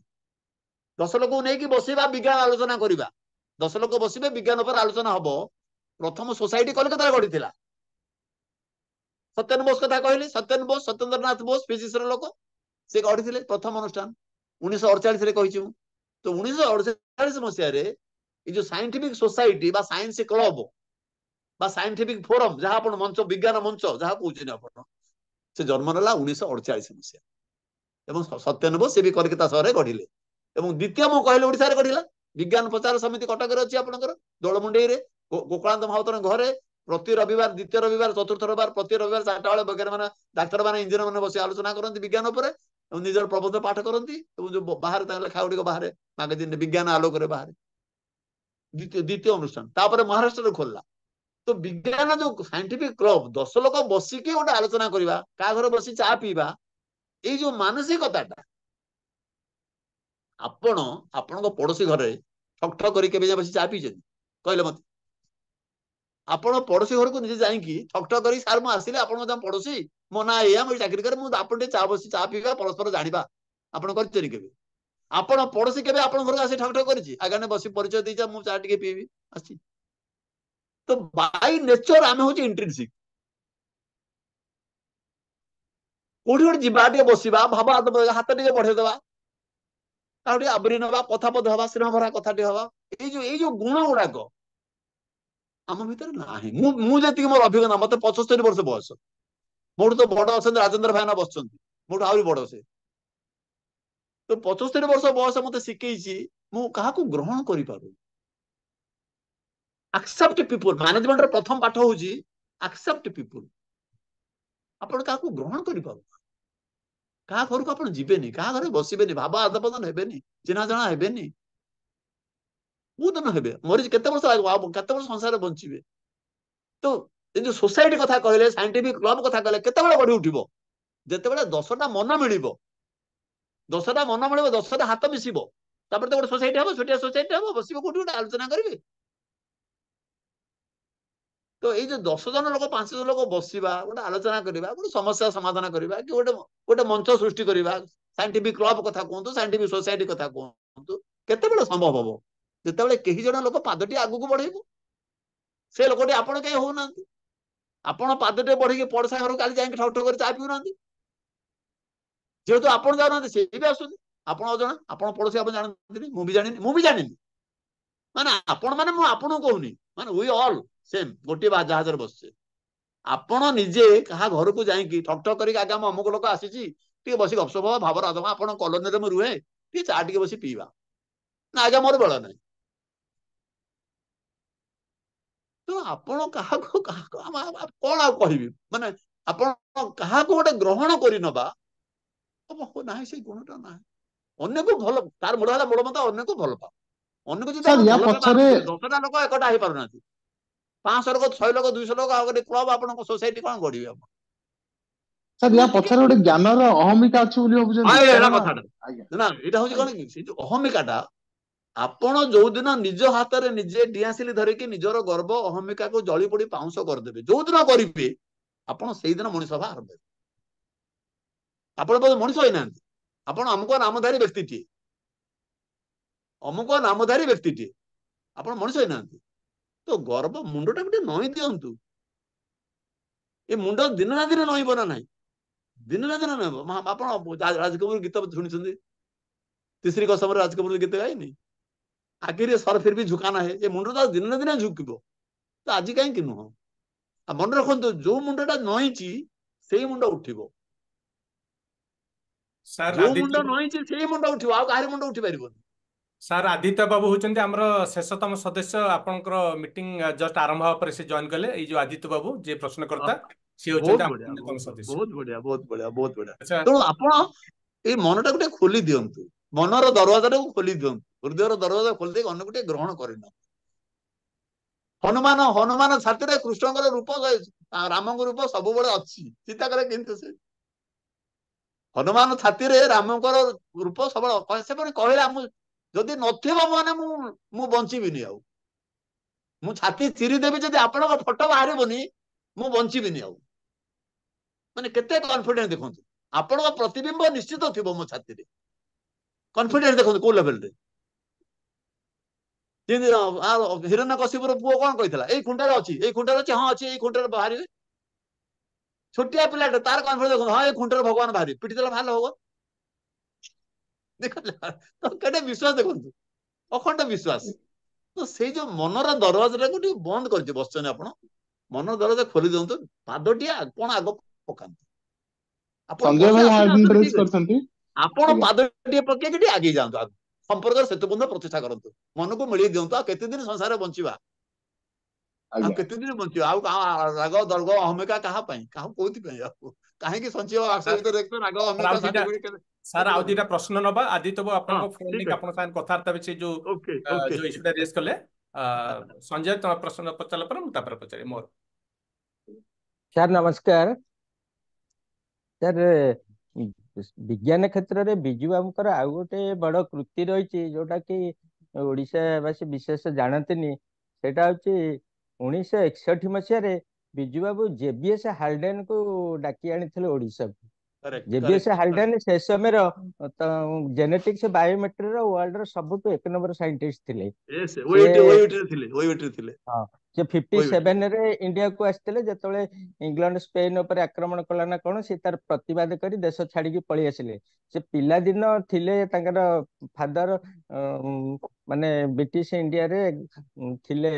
ଆର୍ମି ଅଫିସର ସେ ତେଣୁ ତାଙ୍କ ପିଲାଦିନ କିଛି ଦିନ ବାଙ୍ଗାଲୋରରେ କଟିଥିଲା ତେଣୁ ସିଏ ସେଇ ସମୟରେ ଯେତେବେଳେ ସ୍ପେନ ଆକ୍ରମଣ କଲା ସେ ତେଣୁ ସେ ସମୟରେ ନେହେରୁ ରାଧାକ୍ରିଷ୍ଣନ और कृष्ण मेनन ଏସବୁ ଥିଲେ ତାଙ୍କରି ବ୍ୟକ୍ତିତ୍ୱରେ ପ୍ରଭାବିତ ହେଇକି ସେ ଡିସାଇଡ୍ କଲେ ସେତେବେଳେ ଆମେରିକା ବି ତାଙ୍କୁ ଡାକୁଥିଲେ ସେ ସବୁ ଡିସାଇଡ୍ କଲେ କହିଲେ ନାଇଁ ଭାରତକୁ ହିଁ ପଳେଇ ଆସିଥିଲେ ଭାରତରେ ଆସିକିରି ସେ ପ୍ରଥମେ ତାଙ୍କର ପିକେ ମାହାଲନୋବିସଙ୍କ ସହିତ ସମ୍ପର୍କ ଥିଲା ତେଣୁ ସେ ଇଣ୍ଡିଆନ ଷ୍ଟାଟିଷ୍ଟିକାଲ ଇନଷ୍ଟିଚ୍ୟୁଟରେ ହିଁ ପ୍ରଥମେ ଆସି ଜଏନ୍ କରିଥିଲେ ତାପରେ ସେଠି ତାଙ୍କର ପିକେ ମାହାଲନୋବିସଙ୍କ ସହିତ କଣ ମତାନ୍ତର ହେଇଛି ତେଣୁ ତାପରେ ସେ ସିଏସ୍ଆଇଆର ରେ ଜଏନ୍ କଲେ ସିଏସ୍ଆଇଆର ରେ ଥିଲା ବେଳେ ତାଙ୍କୁ ସବୁ ପ୍ରକାର ବ୍ୟବସ୍ଥା କରାଯାଇଛି ବୋଲି ସେତେବେଳେ ପାର୍ଲିଆମେଣ୍ଟରେ ଜଣେ କିଏ ପ୍ରଶ୍ନ କଲେ ଯେ ହାଲଡେନଙ୍କ ପାଇଁ କଣ ସୁବିଧା କରିଦିଆଯାଇଛି ସେତେବେଳେ ବିଭାଗୀୟ ମନ୍ତ୍ରୀ କହିଲେ ଯେ ନାଇଁ ହାଲଡେନଙ୍କ ପାଇଁ ଲାବୋରେଟୋରୀ ଫାବୋରେଟୋରୀ ସବୁ ବ୍ୟବସ୍ଥା କରିଦିଆଯାଇଛି ସେତେବେଳେ କିନ୍ତୁ ଲାବୋରେଟୋରୀ ନାହିଁ କିଛି ନାହିଁ ସିଏ ତାଙ୍କ ଟଏଲେଟ ତାଙ୍କ ଡାଇନିଂ ହଲ୍ ଏଗୁଡାକ ସବୁ ଲାବୋରେଟୋରୀ ଭାବରେ ବ୍ୟବହାର କରୁଥାନ୍ତି ହାଲଡେନ ତ ଯିଏ ଦେଶ ଛାଡିକି ପଳେଇ ଆସିଥିଲେ ସିଏ ସେଠୁ କ୍ଷୁବ୍ଧ ହେଇକିରି ପୁଣି ସେଠୁ ବିଗିଡିକିରି ପୁଣି ଭାରତ ଛାଡିବାକୁ ବି ସେତେବେଳେ ଯୋଜନା କରିଥିଲେ ସେଇ ମାନେ ବିଜୁ ବାବୁ ଯାଇକି ସେଇ ସମୟରେ ତାଙ୍କୁ ଡାକି ଆଣିଥିଲେ ଓଡିଶାକୁ ଡାକି ଆଣିଥିଲେ ଆଉ କହିଲେ ଆପଣ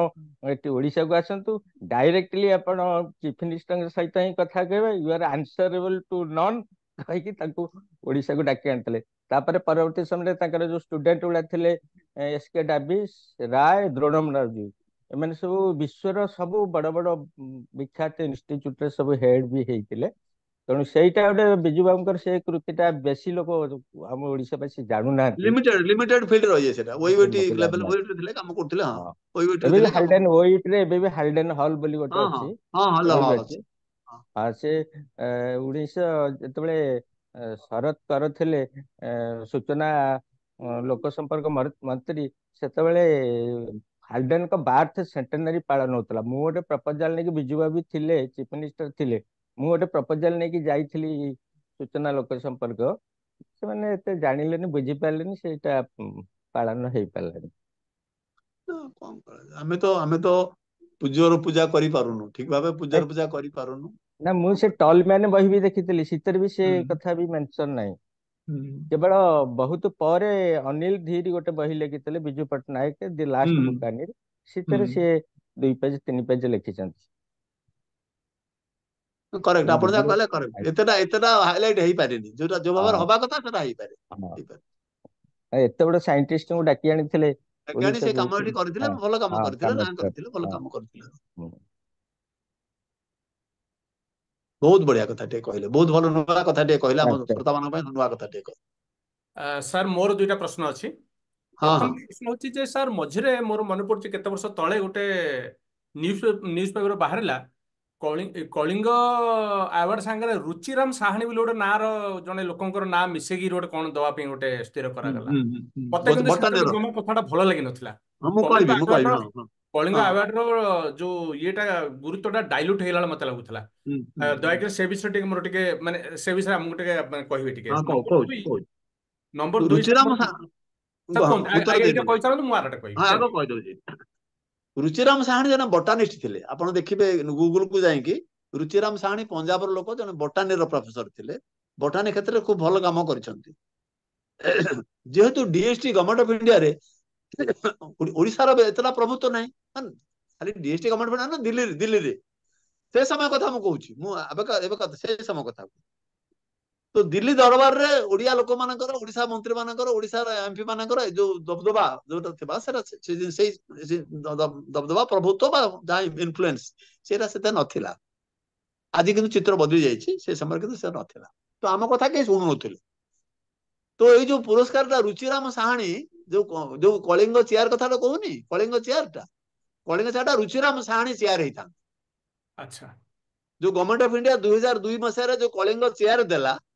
କହିଲେ 50 ବର୍ଷ ପରେ ଯୋଉ ସେମାନେ ଗଭର୍ଣ୍ଣମେଣ୍ଟ ଅଫ ଇଣ୍ଡିଆ ଯୋଗଦାନ କଲେ ଏବଂ ନିଜେ ଗୋଟେ କଳିଙ୍ଗ ଚେୟାର ଦେଲେ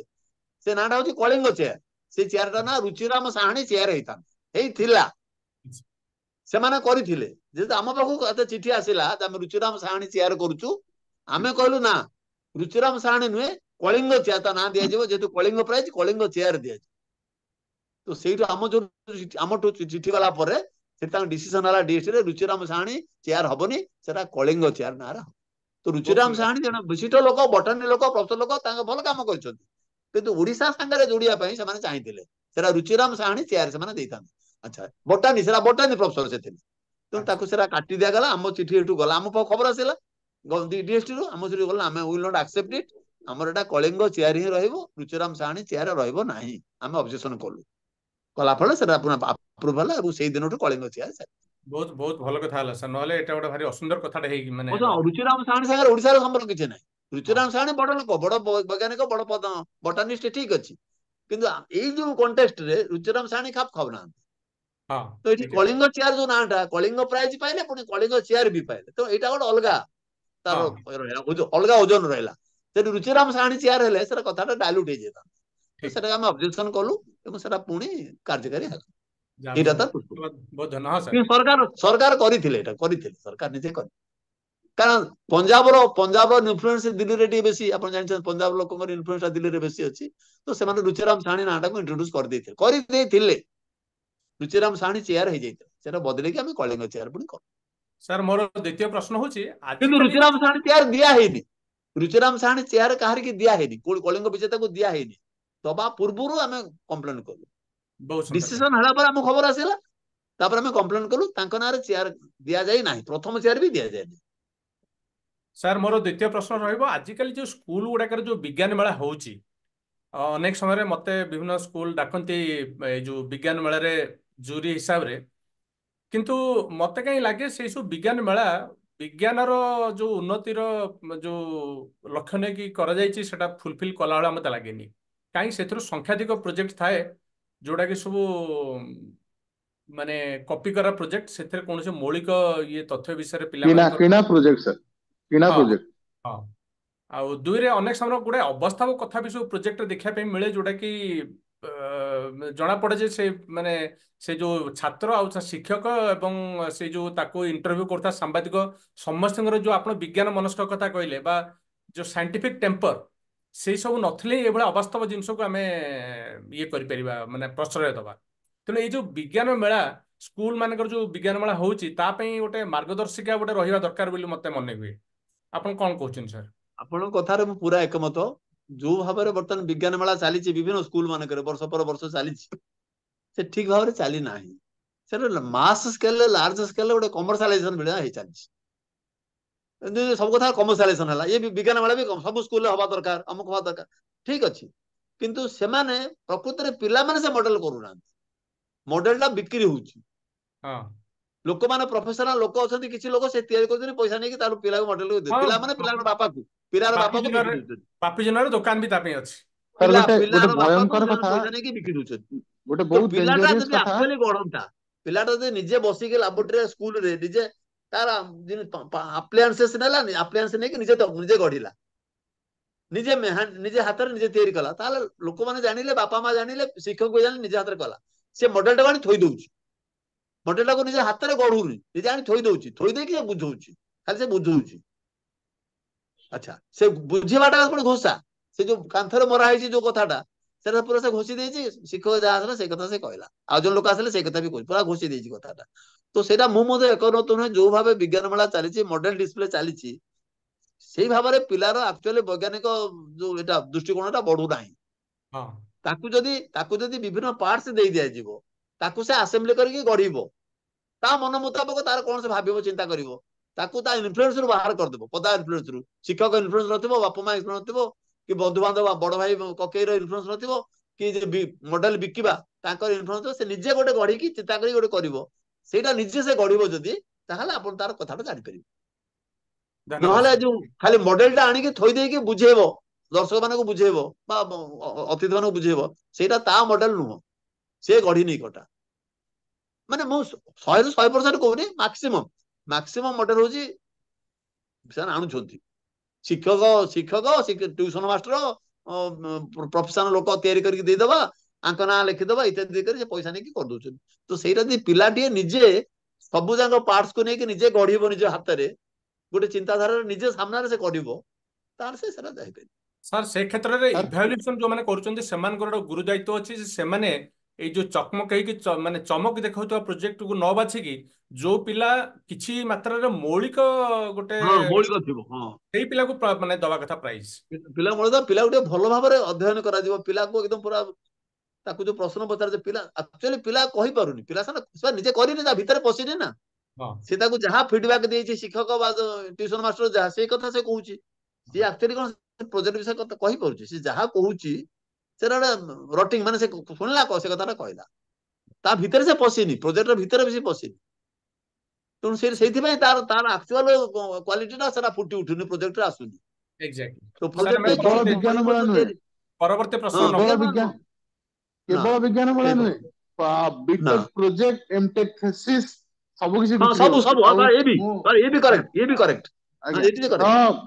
ମୋ ବିଟେକ୍ କଥା କହୁଛି, ମୋ ବିଟେକ୍ ଫାଇନାଲ ଇୟରରେ ହଁ ଟୋଟାଲ 50ଟା ଏକ୍ସାକ୍ଟ, ଖଣ୍ଡେ ପ୍ରୋଜେକ୍ଟ ହେଇଥିବ ମୋ ବ୍ୟାଚ୍ ରେ। ହଁ ତା ଭିତରୁ ମୋ ହୁଁ ପ୍ରୋଜେକ୍ଟ ମାନେ ଆମେ 6 ଜଣ ଖଣ୍ଡେ କରିଥିଲୁ ଗୋଟେ ପ୍ରୋଜେକ୍ଟ, ଆଉ ସେବେଳେ 4-5ଟା ପ୍ରୋଜେକ୍ଟ ଓରିଜିନାଲ ଥିଲା, ବାକି ବାସ୍ ସବୁ ବାପୁଜୀ କିଣା, ବାସ୍ ବାକି କଣ ସବୁ କରିବି, ବାପୁଜୀ କିଣା। Correct, this is correct, this is correct, ଏଇ ବି ଏକା କଥା, ଏକା କଥା, ଆଉ ସେ ଏକା କଥା। ଇଭେନ ଏକ୍ସଟର୍ନାଲ ଏଇ ଧରଣର କିଣା ବୋଲି ସମସ୍ତେ ଜାଣିଥିଲେ। ଏକ୍ସଟର୍ନାଲ ଯିଏ ଆସିଥିଲେ ସେ ଡାଇରେକ୍ଟ ଫଟୋ ଦେଖି ପଚାରିବେ, ଫଟୋରେ ଧରି ନିଅନ୍ତୁ ଏଇ ଗୋଟେ କଡାଟେ ଅଛି, ତ ଏଇ କଡାଟା କାହା ହାତ ଦେଖାଅ, କାରଣ ସେ ଜାଣିଛନ୍ତି କିଣା। ହଁ ଏଇଟା ହଉଛି, ଏଇଟା ସେଟା ହଉଛି, ଏଇଟା ପୁରା କରେକ୍ଟ, ଇଏ ବି କରେକ୍ଟ, କରେକ୍ଟ, ବୈଜ୍ଞାନିକ ମାନସିକତାକୁ ମାରି ଦଉଛି। ହୁଁ କରେକ୍ଟ, ଏ ବି ହଉଛି। ଆମେ ପରବର୍ତ୍ତୀ ପ୍ରଶ୍ନ ନବା। ହଁ ହଁ ଆଜ୍ଞା ହଁ ତ ସଞ୍ଜୟ ଭାଇ, ପ୍ରୀତାନି କେହି ବି ପ୍ରଶ୍ନ ସଞ୍ଜୟ ପଚାରିବାକୁ। ଆଜ୍ଞା ସଞ୍ଜୟ ବାବୁ ଆପଣ କିଛି ପଚାରିବେ ନା ମୁଁ କିଛି ସଞ୍ଜୟ ଭାଇ, କହିବି? ନା ନା ସଞ୍ଜୟ ପ୍ରୀତା ମ୍ୟାଡାମ ପଚାରନ୍ତୁ, ମୁଁ ସେ କାହିଁ କଟୁନି, ସେଟା ସେ ହାତଟା ଆଜ୍ଞା ହଁ, ରହିଯାଇଛି। ଧନ୍ୟବାଦ। ଓହୋ ପ୍ରଥମତଃ ଆପଣଙ୍କୁ ବହୁତ ବହୁତ ଧନ୍ୟବାଦ ସାର୍, ବହୁତ ବହୁତ ହି ଶିକ୍ଷଣୀୟ ଥିଲା, ଆଉ ବହୁତ ଜାଣିବାକୁ ମିଳିଲା ବହୁତ ଜିନିଷ। ଅ, ମୁଁ ଖାଲି ଗୋଟିଏ ମାନେ ଗୋଟେ ଜିନିଷ ଆଡ୍ କରିବାକୁ ଚାହିଁବି। ଆ, ସମସ୍ତେ ଯେତେବେଳେ ଗୋଟେ ପ୍ରାଇଜ ଥାଏ କି ଯେତେବେଳେ କିଛି ନାମକରଣ କରାହୁଏ, ପୃଥିବୀର କୋଉ ବି ପାର୍ଟକୁ ଆପଣ ପଳେଇବେ, ପ୍ରାୟ ସବୁ ଲୋକମାନଙ୍କ ଉପରେ ହିଁ ନାଁ ଦିଆହେଇଛି। ସେ ନୋବେଲ ପ୍ରାଇଜ ହଉ, ଆଲଫ୍ରେଡ ନୋବେଲ, ସିଏ ଆମର ମାନେ ନେହେରୁ, ଗାନ୍ଧୀ, ମାନେ ବିଭିନ୍ନ ଟାଇପର ନାଁ ସବୁରେ ପ୍ରାୟ ପ୍ରାଇଜ ହଉ, ଟ୍ରଷ୍ଟ ହଉ, ସବୁ ଦିଆହେଇଛି। ମତେ ଲାଗେ ପର୍ସନାଲି କଳିଙ୍ଗ ଟ୍ରଷ୍ଟ ଆଉ କଳିଙ୍ଗ ପ୍ରାଇଜ, ବିଜୁ ବାବୁଙ୍କର ଯୋଉ ଇନିସିଏଟିଭଟା, ସିଏ ଚାହିଁଥିଲେ ନିଜର ଫ୍ୟାମିଲି ନାଁର କି ଆଉ କିଛିର ଇଏ କରିପାରିଥାନ୍ତେ, କିନ୍ତୁ ସିଏ କଳିଙ୍ଗ ନାଁଟାକୁ ରଖିଲେ। ଯେମିତି ଏଇଟା ମତେ ମନେ ପଡେ, ଯେମିତି ମଧୁବାବୁ ଉତ୍କଳ ଟାନେରୀ ରଖିଥିଲେ। ଇଭିନ୍ ସେ ଉତ୍କଳ ଟାନେରୀ ବିକ୍ରି କଲେନି କୁଡକି ହେଇଗଲା ପରେ ବି, ଯେ କାହିଁକିନା ସ୍କଟଲାଣ୍ଡର ସେ କମ୍ପାନୀ ଉତ୍କଳଟା ବାହାର କରିଦେଇଥାନ୍ତା ବୋଲି। ମାନେ ନିଜର ଜନ୍ମ ମାଟିର ନାଁ, ନିଜ ମାର ନାଁ, ନିଜ ଜାତିର ନାଁ ଗୋଟେ ଜିନିଷରେ ରଖିବା, ଆଉ ତାକୁ ବିଶ୍ୱ ଦରବାରରେ ମାନେ ପ୍ରସିଦ୍ଧି ଦବା, ସେଇଟା ଖୁବ କମ ଲୋକ ଏଣ୍ଟାୟାର ବିଶ୍ୱରେ ଅଛନ୍ତି ଏମିତି କରିପାରନ୍ତି। ମତେ ଲାଗେ ଏଇଟା ଗୋଟେ ଜିନିଷ ଆମେ ସମସ୍ତେ ମାନେ ରିଅଲାଇଜ କରିବା କଥା, କି ଆମଠୁ ବଡ ଆମର ଦେଶ ଜାତି ଯୋଉ ଜିନିଷଟା, ମାନେ ଆମ ଭଳି କେତେ ଲୋକ ଆସିବେ ଯିବେ, ଆମର ଦେଶ ଜାତି ଥିଲେ, ଆମର କଲଚର ହେରିଟେଜ ଥିଲେ, ଆମର ଫ୍ୟୁଚର ଜେନେରେସନ ବି ରହିପାରିବ। ଏଇ ଜିନିଷଟି ମତେ ବିଜୁ ବାବୁଙ୍କର ମାନେ ବହୁତ ଭଲ ଲାଗେ। ସେ ଯୋଉ କଳିଙ୍ଗ ଟ୍ରଷ୍ଟ, କଳିଙ୍ଗ ପ୍ରାଇଜ, ତାପରେ ଯାହାବି କଳିଙ୍ଗ ନାଁରେ ସେ ଯାହାବି ସବୁ କରିଥିଲେ। ଧନ୍ୟବାଦ ଆଜ୍ଞା। ବହୁତ ବଢିଆ କଥା ଟିକେ କହିଲେ, ସେ ତାର ଉର୍ଦ୍ଧ୍ୱରେ ଥିଲେ। ତାଙ୍କ ଆଜ୍ଞା ବିସ୍ତାରିତ ହୃଦୟର ସୀମାରେଖା କେତେ ବିସ୍ତାରିତ ଥିଲା ଆପଣ ଦେଖନ୍ତୁ, କେତେ ବଡ ହୃଦୟ, ତାଙ୍କ ହୃଦୟବାନ ପୁରୁଷ ସେ ଥିଲେ। ଏବଂ କଳିଙ୍ଗ ଶବ୍ଦଟା କାରଣ ଓଡିଶାର ସର୍ବପୁରାତନ ନାଁ ହଉଛି କଳିଙ୍ଗ। କଳିଙ୍ଗ ପରେ ଉଡ୍ର, ତାପରେ ଉତ୍କଳ, ତାପରେ ଅନ୍ୟ ଓରିଶା, ତାପରେ ଓଡିଶା, ଇତ୍ୟାଦି ଇତ୍ୟାଦି। ତ କଳିଙ୍ଗ, ଆପଣ ମହାଭାରତ ସମୟରେ ବି କଳିଙ୍ଗ ନାଁ ଥିଲା। ମହାଭାରତ ସମୟରେ ଆପଣଙ୍କର ଦୁର୍ଯ୍ୟୋଧନର ଶ୍ୱଶୁର ଘର ହଉଛି ଓଡିଶା। ଏ ଆଜ୍ଞା ଯୋଉ ଦୁର୍ଯ୍ୟୋଧନ ସ୍ତ୍ରୀ ଯେ ଭାନୁମତୀ,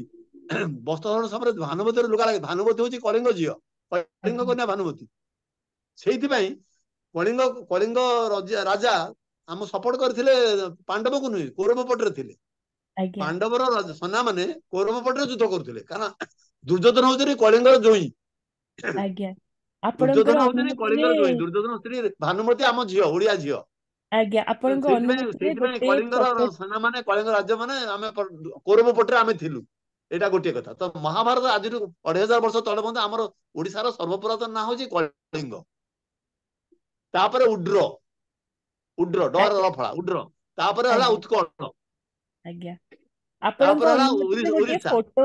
ଗୋଟିଏ ଫଟୋ ସେୟାର କରୁଛି ଆପଣଙ୍କ ହଁ ଅନୁମତିରେ, ଯୋଉଟା ହଁ ବାହାରିଥିଲା ଆମର ଅ, ଗୋଟେ ମିନିଟ ଦିଅନ୍ତୁ। ହଁ ହଁ ଏଇ ଯୋଉ ମୋର ଏଇଟା ଦେଖା ଯାଉଛି ନା ଦେଖା ଯାଉନି ହଁ ସ୍କ୍ରିନ୍? ଦେଖା ଯାଉଛି ହଁ ଦେଖା ଯାଉଛି Kalinga and historic Indian name revived by ହଁ a science prize ଏଟା ଦେଖା ନାଇଁ ଯାଉଛି? ସେଟା ନା ଦେଖା ଲେଖାଟା ହଉନି, ଦେଖା ଯାଉନି, ଇମେଲ ଟା ଦେଖା ଯାଉଛି ମାନେ ଖାଲି ଇମେଲ ଟା ଦେଖା ଯାଉଛି, ଲେଖାଟା ଦେଖା ଓହୋ, ଯାଉନି। ଆପଣ ଫୋଲ୍ଡର ସେୟାର ଆପଣ ହେଇଛି। ତାହେଲେ ସୁନୀଲ ବାବୁ ଆପଣ ଟିକେ ସେୟାର କରିଦେବେ, କାଲି ଯେମିତି ଥିଲା ଆମର, ମାନେ ମୁଁ ସେୟାର କରିପାରୁନି ବୋଧ ହୁଏ। କରନ୍ତୁ, ଏବେ କରନ୍ତୁ, ଏବେ କରିପାରିବେ, କରନ୍ତୁ। ଏବେ କରିପାରିବି? ହଁ ମୁଁ ସେୟାରିଂ ଟା ଏନେବଲ କରିଦେଲି, କରନ୍ତୁ। ନାଇଁ ନାଇଁ, ସେୟାର ତ ମୁଁ କରିପାରୁଥିଲି କିନ୍ତୁ ଆଚ୍ଛା, ଏବେ ଦେଖାଉଛି? ହଁ ଏବେ ହଁ ଦେଖା ଦେଖାଗଲା, କଳିଙ୍ଗ, ହଁ କଳିଙ୍ଗ ଉପରେ ଲେଖା ହେଇଛି କଳିଙ୍ଗ, ହଁ Kalinga and historic Indian name revived by a science prize ଏଇଟା ବାହାରିଥିଲା, ଏଠି ଦେଖନ୍ତୁ ୟୁନେସ୍କୋ କୋରିଅର ରେ ହିଁ ବାହାରିଥିଲା। ବାহ ବାହ ମାନେ ବଢିଆ, ହଁ ଏଇ ଖବରଟା ବାହାରିଥିଲା, ତା ଦେହରେ ବିଜୁ ବାବୁଙ୍କର ଏଇ ଫଟୋଟି ବି ଥିଲା, ହୁଁ ତାଙ୍କ ସେଇ ସମୟର ଗୋଟେ ହୁଁ ୟଙ୍ଗ ସମୟ ଫଟୋ। ହଁ ୟଙ୍ଗ ସମୟର ଫଟୋ, ହଁ ଦେଖା ହଉଛି, ସ୍ପଷ୍ଟ ଦେଖା ହଉଛି, ହଁ ଆଜ୍ଞା, ତ ଏଇଟା ବାହାରିଥିଲା କଳିଙ୍ଗ, ମାନେ ୟୁନେସ୍କୋର ହିଁ ସେ ଗୋଟେ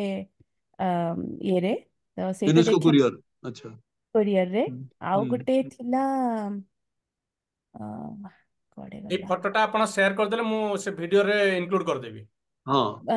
ସୁନୀଲ ବାବୁ, ମୁଁ ଆପଣଙ୍କୁ ପଠେଇ ଦେଇଛି ସେଇ ଯୋଉ ଗ୍ରୁପରେ, ଆପଣ ଯଦି ଓକେ ଦେଖିବେ। ଓକେ, ଆଉ ବି ମ୍ୟାଡାମ ଗୋଟେ ଟିକେ ଫଟୋ, ହ୍ୱାଟ୍ସଆପ ରେ ପଠେଇ ଦିଅନ୍ତୁ, ଆମେ ଟିକେ ଦେଖିବୁ, ହ୍ୱାଟ୍ସଆପ ରେ ଟିକେ ପଠେଇ ଦିଅନ୍ତୁ ମତେ ବି। ମୁଁ ଆଉ ଗୋଟେ ପଠେଇଦେବି ବି, ସାର୍। ହଁ ଆଉ ବି ଗୋଟେ ମୁଁ ଆପଣଙ୍କୁ ଫଟୋ ଦେଖେଇବାକୁ ଚାହୁଁଛି ସେଇ ସମୟର, ଯୋଉଟା ଆପଣ ଆଉ ଟିକେ ଆଗରୁ ମେନସନ ବି କରିଥିଲେ। ଏଇଟା ହେଲା ୟୁନେସ୍କୋ ପ୍ରେସ ର ହଁ ରିଲିଜ ଟା। ଏଇଟା ଅଲରେଡି ଅଛି, ଏଇଟା ଆଜ୍ଞା ଦେଖିଛି, ଆଜ୍ଞା, ଏଇଟା ଦେଖିଛି, ଏଇଟା ରିଲିଜ ଟା ଯୋଉଟା। ଏ ବହିରେ ବି ଅଛି, ମୁଁ ଦେଇଛି, ଏ ବହିରେ ବି ଦେଇଛି, ଆଜ୍ଞା ଆଜ୍ଞା, ପ୍ରେସ ରିଲିଜ ଟା, ପ୍ରେସ ରିଲିଜ ଟା। ମତେ ସେଇ ଯୋଉଟା ବିଜୁ ବାବୁଙ୍କର ଯୋଉ ବାହାରିଥିଲା ଯେତେବେଳେ କଳିଙ୍ଗ ପ୍ରାଇଜ, ସେଥିରେ ସେମାନେ କ୍ଲିଅରଲି ଲେଖିଛନ୍ତି କି ଗୋଟେ କଳିଙ୍ଗ ନାଁ ଟାକୁ କେମିତି ସେ ରିଭାଇଭ କରିଛନ୍ତି, ଗୋଟେ ପୁରୁଣା ହୁଁ ଏନସିଏଣ୍ଟ କିଙ୍ଗଡମ, ଏନସିଏଣ୍ଟ ଜାତିର, ମାନେ ସେ ଫିକ୍ଚରରେ ବି ଲେଖା ହେଇଛି ତା ବିଷୟରେ, ହୁଁ ବହୁତ ସୁନ୍ଦର ହୁଁ ଲେଖାଟା ସେଇଟା। ହୁଁ ହୁଁ ୟୁନେସ୍କୋ ପ୍ରେସ ତରଫରୁ ସେଟା ଆସିଥିଲା ସେ ସମୟରେ, ୟୁନେସ୍କୋ କୋରିଅର୍ସ। ହୁଁ ସେଇଟା ତ ଟିକେ ସେଇଆ ଆପଣ ଦେଖ, ହ୍ୱାଟ୍ସଆପ ରେ ପଠେଇବେ, ହ୍ୱାଟ୍ସଆପ ରେ ଟିକେ ପଠେଇବେ, ଆଜ୍ଞା ଆଜ୍ଞା, ବହୁତ ଧନ୍ୟବାଦ ହଁ ସାର୍ ହ୍ୱାଟ୍ସଆପ ଆପଣଙ୍କର ହଁ ଆଜିର ହ୍ୱାଟ୍ସଆପ ନା ପଠେଇବେ। ଉତ୍ତର ମୁଁ ପାଇଁ। ମୁଁ ଏଥିରେ ସେଥିପାଇଁ ଗୋଟିଏ ଜିନିଷ ଆଡ୍ କରିବା ପାଇଁ ଚାହୁଁଛି ଯେ Biju Patnaik was not a politician but a statesman. ଦେଖନ୍ତୁ ସାର୍, କରେକ୍ଟ କରେକ୍ଟ ଆଜିର କରେକ୍ଟ ତାରିଖରେ କୌଣସି ପଲିଟିକାଲ ଲିଡର ଯଦି କୌଣସି ଚାନ୍ସ ପାଇବ କୌଣସି ଗୋଟେ ଇଣ୍ଡଷ୍ଟ୍ରି କି କୌଣସି ଅନୁଷ୍ଠାନ କରିବା ପାଇଁ, ସେ ସଦାବେଳେ ଚାହିଁବ ନିଜ କନଷ୍ଟିଚ୍ୟୁଏନ୍ସିକୁ ନେଇଯିବା ପାଇଁ। ହୁଁ 1965 ମସିହାରେ ବିଜୁ ପଟ୍ଟନାୟକ, ଯିଏକି କୋରାପୁଟର ରିପ୍ରେଜେଣ୍ଟେଟିଭ ନୁହନ୍ତି, ଅଥଚ ସେ ଏଚଏଲ ଫ୍ୟାକ୍ଟ୍ରିକୁ ଆଣି ବସେଇଲେ କୋରାପୁଟରେ। ହୁଁ ଆଜିର ତାରିଖରେ କୌଣସି ପଲିଟିସିଆନ ସେମିତି ମାନେ କରିବାଟା ମୁଁ କାହିଁ ନାଇଁ କେବେ ବି ନୁହେଁ, କେବେ ବି ନୁହେଁ, କେବେ ବି ନୁହେଁ। ସମସ୍ତେ ଚାହିଁବେ ନିଜ ଅଞ୍ଚଳକୁ ନେଇଯିବା ପାଇଁ, ଭୋଟ ପାଇଁ ଭୋଟ ପାଇଁ। ହୁଁ ଆଜ୍ଞା, ଧନ୍ୟବାଦ ସାର୍। ତେବେ ଆଜି ସାରିବା ପୂର୍ବରୁ କିଛିଟା ଜିନିଷ ମୁଁ ମଧ୍ୟ ସେୟାର କରିବାକୁ ଚାହିଁବି। ଗୋଟେ ବିଜ୍ଞାନର ଛାତ୍ର ହିସାବରେ, ବିଜ୍ଞାନର ଗୋଟେ ଅଙ୍ଗକୁ ନିଜ ପେଶା ହିସାବରେ ବାଛିଥିବା ମଣିଷ ହିସାବରେ, ମୁଁ ସାର୍ ଗୋଟେ କନଷ୍ଟ୍ରକ୍ସନ ମେସିନାରୀ ଇକ୍ୟୁପମେଣ୍ଟରେ R&D D&D ଡିପାର୍ଟମେଣ୍ଟରେ କାମ କରେ। ଆମେ ମୋଷ୍ଟଲି ଷ୍ଟ୍ରକ୍ଚରାଲ ଆନାଲିସିସ୍ ଆଉ ହାଇଡ୍ରୋଲିକ୍ସ ଉପରେ କାମ କରୁ। ତେବେ ବିଜ୍ଞାନ ସହିତ ଅଙ୍ଗାଅଙ୍ଗୀ ଭାବେ ଜଡିତ ଥିବା ଲୋକଟିଏ ହିସାବରେ ଆଜି ମତେ ଯେତିକି ଗର୍ବ ଅନୁଭବ ହଉଛି, ତାଠୁ ବେଶୀ କ୍ଷୋଭ ମଧ୍ୟ ଲାଗୁଛି ଯେ ଆମ ନିଜ ମାଟିରୁ ଏଭଳି ଗୋଟେ ପୁରସ୍କାର, ଯୋଉଟା କି ଏତେ ଲୋକଲୋଚନକୁ ଆସିପାରି ନାହିଁ, ଆଉ ହୁଏତ ଆଗାମୀ ଦିନରେ ମହାପ୍ରଭୁଙ୍କ କୃପାରୁ ଆମ ସମସ୍ତଙ୍କ ମିଳିତ ଉଦ୍ୟମରେ ଲୋକ ଆଉ ଟିକେ ଅଧିକ ଜାଣିବେ ଓଡିଶାର ବିଜ୍ଞାନ ପ୍ରତି ଅବଦାନ ବିଷୟରେ। ଏଠି ମୁଁ ଜଣେ ୟୁରୋପୀୟ ଜୈନିକ ବୈଜ୍ଞାନିକା, କୋଭିଡ ସମୟରେ ତାଙ୍କର ଗୋଟେ ବାଇଟ୍ ମୁଁ ଶୁଣିଥିଲି, ଯୋଉଟା ମୁଁ କୋଟ୍ କରିବାକୁ ଚାହିଁବି। ସେ ସମୟରେ ତାଙ୍କୁ ବାରମ୍ବାର ପ୍ରଶ୍ନ ପଚରା ଯାଉଥିଲା, କୋଭିଡ ଭ୍ୟାକ୍ସିନ କେତେ ଦିନରେ ଆସିବ, କୋଭିଡ ଭ୍ୟାକ୍ସିନ କେତେ ଦିନରେ ଆସିବ। ସେ ଉତ୍କ୍ଷିପ୍ତ ହେଇ ତାର ପ୍ରତ୍ୟୁତ୍ତର ଦେଇଥିଲେ ଯେ, you pay millions of dollar per match to your football stars and you are asking me to save a life. ତ ବିଜ୍ଞାନର ଭୂମିକା ସଦାସର୍ବଦା ସବୁଠୁ ନିମ୍ନରେ, ଲୋକଲୋଚନରେ ଉର୍ଦ୍ଧ୍ୱରେ ରହି ଆସିଛି। କିନ୍ତୁ ଯେତେବେଳେ ବି ସାରା ବିଶ୍ୱ ବିପଦରେ ପଡେ, ତାର ପ୍ରଥମ ଆଖି ପକାନ୍ତି ସେମାନେ ବିଜ୍ଞାନ ଉପରେ, ବୈଜ୍ଞାନିକ ମାନଙ୍କ ଉପରେ। ବୈଜ୍ଞାନିକ ମାନଙ୍କ କାମ ହୁଏତ ଗୋଟେ ବେରସିକ କାମ ଆମେ କହିପାରିବା, କିନ୍ତୁ ଗୋଟେ ନିହାତି ଦରକାରୀ କାମ, ଯାହା ବିନା ବିଶ୍ୱର ଅଗ୍ରଗତି ସମ୍ଭବ ନୁହେଁ। ଆଜି ଆମେ କଳିଙ୍ଗ ଇତିହାସରେ ପ୍ରଥମ ଥର ପାଇଁ କଳିଙ୍ଗର ତଥା ମାନବ ସମାଜରେ ବିଜ୍ଞାନର ଉପକାରିତା ଉପଦେୟତା ବିଷୟରେ ସମ୍ୟକ ଭାବେ ଆଲୋଚନା କଲେ। ଏଥିପାଇଁ ସାର୍ ଅନ୍ତରର ଗଭୀରତମ ପ୍ରତି ଧନ୍ୟବାଦ। ପ୍ରଥମ ଥର ପାଇଁ ଆମେ ମାନେ ଇତିହାସ ଆଉ ସାହିତ୍ୟରୁ ବାହାରି ବିଜ୍ଞାନ ବିଷୟରେ କିଛି କିଛି ବାର୍ତ୍ତାଳାପ କଲେ। ସାର୍ ଆପଣ ମାନେ ଏଇ ପରିଣତ ବୟସରେ ଏତେ ସମୟ ଦେଇ ଦୀର୍ଘ 1.5 ଘଣ୍ଟାରୁ ଅଧିକ କାଳ ଅନବରତ ଭାବେ ଗପି ଚାଲିଲେ, ଯୋଉଟା ଗୋଟେ ସହଜ ଛୋଟ କାମ ନୁହେଁ। ଏଥିପାଇଁ ଅନେକ ଅନେକ ଧନ୍ୟବାଦ। ତେବେ ଆଜି ରବିବାର ସନ୍ଧ୍ୟାରେ ଯୋଉମାନେ ଆମ ସହିତ ଯୋଡି ହୋଇ ରହିଲେ, ସୁଦୂର USA ରୁ ଦାସ ସାର୍ ଆସିଥିଲେ, ଓଡିଶାର ଜଣେ ବରେଣ୍ୟ ବୈଜ୍ଞାନିକ ଆମେ କହିପାରିବା, ଜର୍ମାନୀରୁ ସମସ୍ତ ଦାସଙ୍କ ମତାମତ ଦିଅନ୍ତୁ, ରାଜେନ୍ଦ୍ର ଭାଇନା ଗୋଟେ ମତାମତ ଦିଅନ୍ତୁ। ବୋଧହୁଏ ଚାଲିଗଲେଣି, ନାହାନ୍ତି ବୋଧହୁଏ। ହେଲେଣି? ଆଜ୍ଞା ଆଜ୍ଞା ଆଜ୍ଞା। ତ ତେଣୁ ସମସ୍ତଙ୍କୁ ଅନେକ ଅନେକ ଧନ୍ୟବାଦ। ରବିବାର ସନ୍ଧ୍ୟା ସମୟଟା ସମସ୍ତଙ୍କ ପାଇଁ ବହୁ ମୂଲ୍ୟ, ଆଉ ସେଇ ସମୟ କାଢି ଏଭଳିଆ ଗୋଟେ କଥୋପକଥନରେ ସାମିଲ ହବା ନିହାତି ଭାବେ ସମସ୍ତଙ୍କୁ ଧନ୍ୟବାଦ। ତେବେ ସାର୍ ଏଇ ଆଶାରେ ଆମେ ରହିବା ଯେ ଆଉ ଥରେ ନିଶ୍ଚୟ ବିଜ୍ଞାନର ଅନ୍ୟ କୌଣସି ଦିଗ ଏବଂ କଳିଙ୍ଗର ତା ସହିତ କୋଉ ଭଳି ଭାବେ ଆମେ ଜଡିତ ଅଛୁ ତା ବିଷୟରେ କଥା ହେବା। ଅନେକ ଅନ୍ୟ ଅନେକ ଦିଗ ଉପରେ ଧନ୍ୟବାଦ ଆଲୋଚନା ସାର୍। କରିବା। ଆଜ୍ଞା ଆଜ୍ଞା। ତେବେ ସାର୍ ମୋର ସଭା ସାଙ୍ଗ ଗୋଟେ କରିବା। ଆଜ୍ଞା ଆଜ୍ଞା ଲାଷ୍ଟ ଭାଇ। ମିନିଟ୍ କ୍ୱେଶ୍ଚିନ୍ ଗୋଟେ ଅଛି ସାର୍। ଆପଣ ଯୋଉ ଆଜ୍ଞା ଆଜ୍ଞା। ବହି ଦିଟା ଡିସପ୍ଲେ କଲେ ସେଇଟା ଆଭେଲେବୁଲ ହବ ତ? ଏବେ ହଁ, ମିଳିବ? ମୋଟା ବହିଟା ଆଭେଲେବୁଲ। ମୋଟା ବହିଟା ଯୋଉଟା ଏଇ ଯୋଉ ବହିଟା ଏଇଟା ଆଭେଲେବୁଲ। ସାର୍ କୋଉଠି ସାର୍ କୋଉଠି ସାର୍ ଆଭେଲେବୁଲ କୋଉଠି ସାର୍? ଆଭେଲେବୁଲ। ଆର୍କାଇଭରେ ନା କୋଉଠି? ନା, ଏଇଟା ଅଛି ଆମ ଅଫିସରେ ଅଛି, ଆମ କଳିଙ୍ଗ ଫାଉଣ୍ଡେସନ ଟ୍ରଷ୍ଟ ଅଫିସରେ ଆଜ୍ଞା ଅଛି ଆଭେଲେବୁଲ। ଆଜ୍ଞା ଆଭେଲେବୁଲ ଆଜ୍ଞା କାରଣ 12 ମସିହାରେ ଛପା ହେଇଥିଲା, ଗୁଡାଏ କପି ଗଲାଣି, ଆଉ କିଛିଟା ଅଛି ଅଫିସରେ ସାର୍ ଅଛି ସାର୍ ଆଭେଲେବୁଲ। ଏଇଟା ବାୟୋଗ୍ରାଫି, ଯେତେ କଳିଙ୍ଗ ସାର୍ ପୁରସ୍କାର ସମସ୍ତଙ୍କ ଜୀବନୀ ବହି, ୱିଥ ଫଟୋଗ୍ରାଫ। ତାର ଅଫିସଟା କୋଉଠି ଅଛି? ଅଫିସ ଅଛି ଆପଣଙ୍କର କଟକ। DAV school unit 8। ଆଚ୍ଛା। ଓ ଡିଏଭି ସ୍କୁଲ ୟୁନିଟ 8 ଛକରୁ ଆପଣ ଯଦି ଯିବେ ସେକ୍ରେଟାରୀ ଆଡେ ଗୋଟେ ଛକ ପଡିବ, ପାୱାର ହାଉସ ଛକ ଦେଖିଲା ବେଳେ ପଡିବ। ଲାଗୁଛି, ଦେଖିଲା ବେଳେ ପାୱାର ଲାଗୁଛି। ହାଉସ ଛକ, ପାୱାର ହାଉସ ହଁ ଛକ, ହଁ ଡିଏଭି ସ୍କୁଲ ୟୁନିଟ 8 ଛକରୁ ପାୱାର ହାଉସ ଛକ ଯେତେବେଳେ ଯିବେ, ବାଁ ପଟେ ଦେଖି ଗୋଟେ ବଡ ବିଲ୍ଡିଂଟେ HDFC ବ୍ୟାଙ୍କ ଅଛି। ହୁଁ HDFC ବ୍ୟାଙ୍କ, କାନାଡା ବ୍ୟାଙ୍କ, ଉପରେ ନାରାୟଣ ସ୍କୁଲ ଅଛି। ହଁ। ସେଇ ବିଲ୍ଡିଂଟା ହଉଛି ଆମର, ସେଟା ହଉଛି କଳିଙ୍ଗ ଭବନ। ସେ ବିଲ୍ଡିଂ ନା, ସେମାନେ ଆଚ୍ଛା ଭଡାରେ ଅଛନ୍ତି। ଆଚ୍ଛା। ଆମର 3ଟା ଗେଟ୍ ଅଛି, ଗୋଟେ HDFC ବ୍ୟାଙ୍କ, ଗୋଟେ କାନାଡା ବ୍ୟାଙ୍କ, ଆଉ ଥାର୍ଡ ଗେଟ୍ଟା ହଉଛି କଳିଙ୍ଗ ଫାଉଣ୍ଡେସନ ଟ୍ରଷ୍ଟ। ସବୁଥିରେ ନାଁ ଲେଖା ହେଇଛି। ତ ସେଇ ଗେଟ୍ରେ ଆମେ ସେ ଅଛ, ଭିତରେ ପଶିଲେ ଆମେ ସେ ଅଫିସଟା ଅଛି, ସେଇଠି ଅଛି। ଏଇ ବହିଟା ଆଭେଲେବୁଲ, ଆଉ ଏଇ ବହିଟା ଆମର ୱେବସାଇଟ, ଆମର କଳିଙ୍ଗ ଫାଉଣ୍ଡେସନ ଟ୍ରଷ୍ଟର ୱେବସାଇଟ କି ଗଲେ, କଳିଙ୍ଗ ଫାଉଣ୍ଡେସନ.com ୱେବସାଇଟ ଗଲେ ହୋମ ପେଜରେ ବହିଟା ଥୁଆ ହେଇଛି, PDF। ଏ ବହିଟା ପୁରା PDF ରେ ଥୁଆ ହେଇଛି, ନମ୍ବର 1। ନମ୍ବର 2 ହଉଛି ଏଇ ବହିଟା ଆକ୍ଚୁଆଲି 3500 ପୃଷ୍ଠାର ଥିଲା। ଏଇ ବହିଟା ମତେ 500 ପୃଷ୍ଠା, 3500 ପୃଷ୍ଠାର ବହିଟା ଥିଲା। ସେଇ ବହିଟାକୁ ମୋର ଗୋଟେ ୱେବସାଇଟ ଅଛି,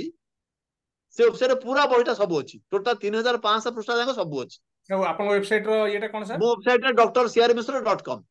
ଡକ୍ଟରରେ ବିନ୍ଦୁ ନାହିଁ, drcrmisra.com। ସେଥିରେ ଗଲେ ସେ ବହିଟା ସେଠି ଅଛି, ପୁରା ବହିଟା, ପୁରା ଅଲ୍ 3500 ପୃଷ୍ଠା ବହି, ସେଟା ମିଳିପାରିବ ସେଠି ସାର୍ ସେ ବହିଟାର ପ୍ରାଇସ୍ କେତେ ଅଛି? ମାଗଣା। ଏ ବହି ମାଗଣା ଦିଆଯିବ।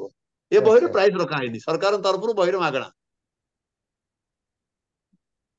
ଏ ବହିରେ କିଛି କଷ୍ଟ କୋଉଠି ଲେଖା ହେଇନି। ସାର୍ ଆପଣ ଯଦି ପରମିଶନ ଦିଅନ୍ତି ଆମେ କେବେ ଯାଇ ଆଉ ଏଇ କଲେକ୍ଟ ଯୋଉ ବହିଟା, କରିପାରିବୁ ଗୋଟେ କପି ଏଇ ଜଷ୍ଟ? ଗୋଟେ ଆଉ ଗୋଟେ ବହି ଦେଖନ୍ତୁ ଆପଣ, ଓଡିଶା ରିଭ୍ୟୁ ତାର ହଉଛି କୋଉ ମାସ, ଫେବୃଆରୀ ମାର୍ଚ୍ଚ। ଓଡିଶା ରିଭ୍ୟୁ ଫେବୃଆରୀ ମାର୍ଚ୍ଚରେ କଳିଙ୍ଗ ପ୍ରାଇଜ ଉପରେ ବିସ୍ତୃତ ଭାବରେ ଗୋଟେ ଆର୍ଟିକଲ, ବଡ ଆର୍ଟିକଲଟେ ଅଛି, ବାହାରିଛି। ଏଇ ଇସ୍ୟୁଟା ମୁଁ ଧରିଛି, ଫେବୃଆରୀ ମାର୍ଚ୍ଚ 2023 ଇସ୍ୟୁରେ କଳିଙ୍ଗ ପ୍ରାଇଜ ଉପରେ ବିସ୍ତୃତ ଆର୍ଟିକଲଟା ଏଥିରେ ଅଛି, ଆପଣ ପାଇପାରିବେ। ଫେବୃଆରୀ ମାର୍ଚ୍ଚ ଇସ୍ୟୁରେ 23 ମସିହା ସବୁ କଥା ଏ ବହିରେ ଅଛି, ଏଥିରେ ପବ୍ଲିଶ ହେଇଥିଲା। ଆଜ୍ଞା ଧନ୍ୟବାଦ ସାର୍। ତେବେ ବହୁତ ଭଲ ଲାଗିଲା ଆଜି ଦୀର୍ଘ ସମୟ ଧରି ଆମେ କଥୋପକଥନ କଲେ। ଅନେକ ଅନେକ ଧନ୍ୟବାଦ। ଏଇ ଆଶାରେ ଯେ ଆମେ ଆଉଥରେ ଭେଟ ହବା, ଆଉଥରେ ଏଇଭଳିଆ ଗୋଟେ ମିଟିଂଟେ ଅର୍ଗାନାଇଜ କରିବା, ସେଇ ଆଶାରେ ରହିଲୁ। ଧନ୍ୟବାଦ। ଜୟ ଜଗନ୍ନାଥ। ଜୟ ଜଗନ୍ନାଥ, ନମସ୍କାର। ଜୟ ଜଗନ୍ନାଥ।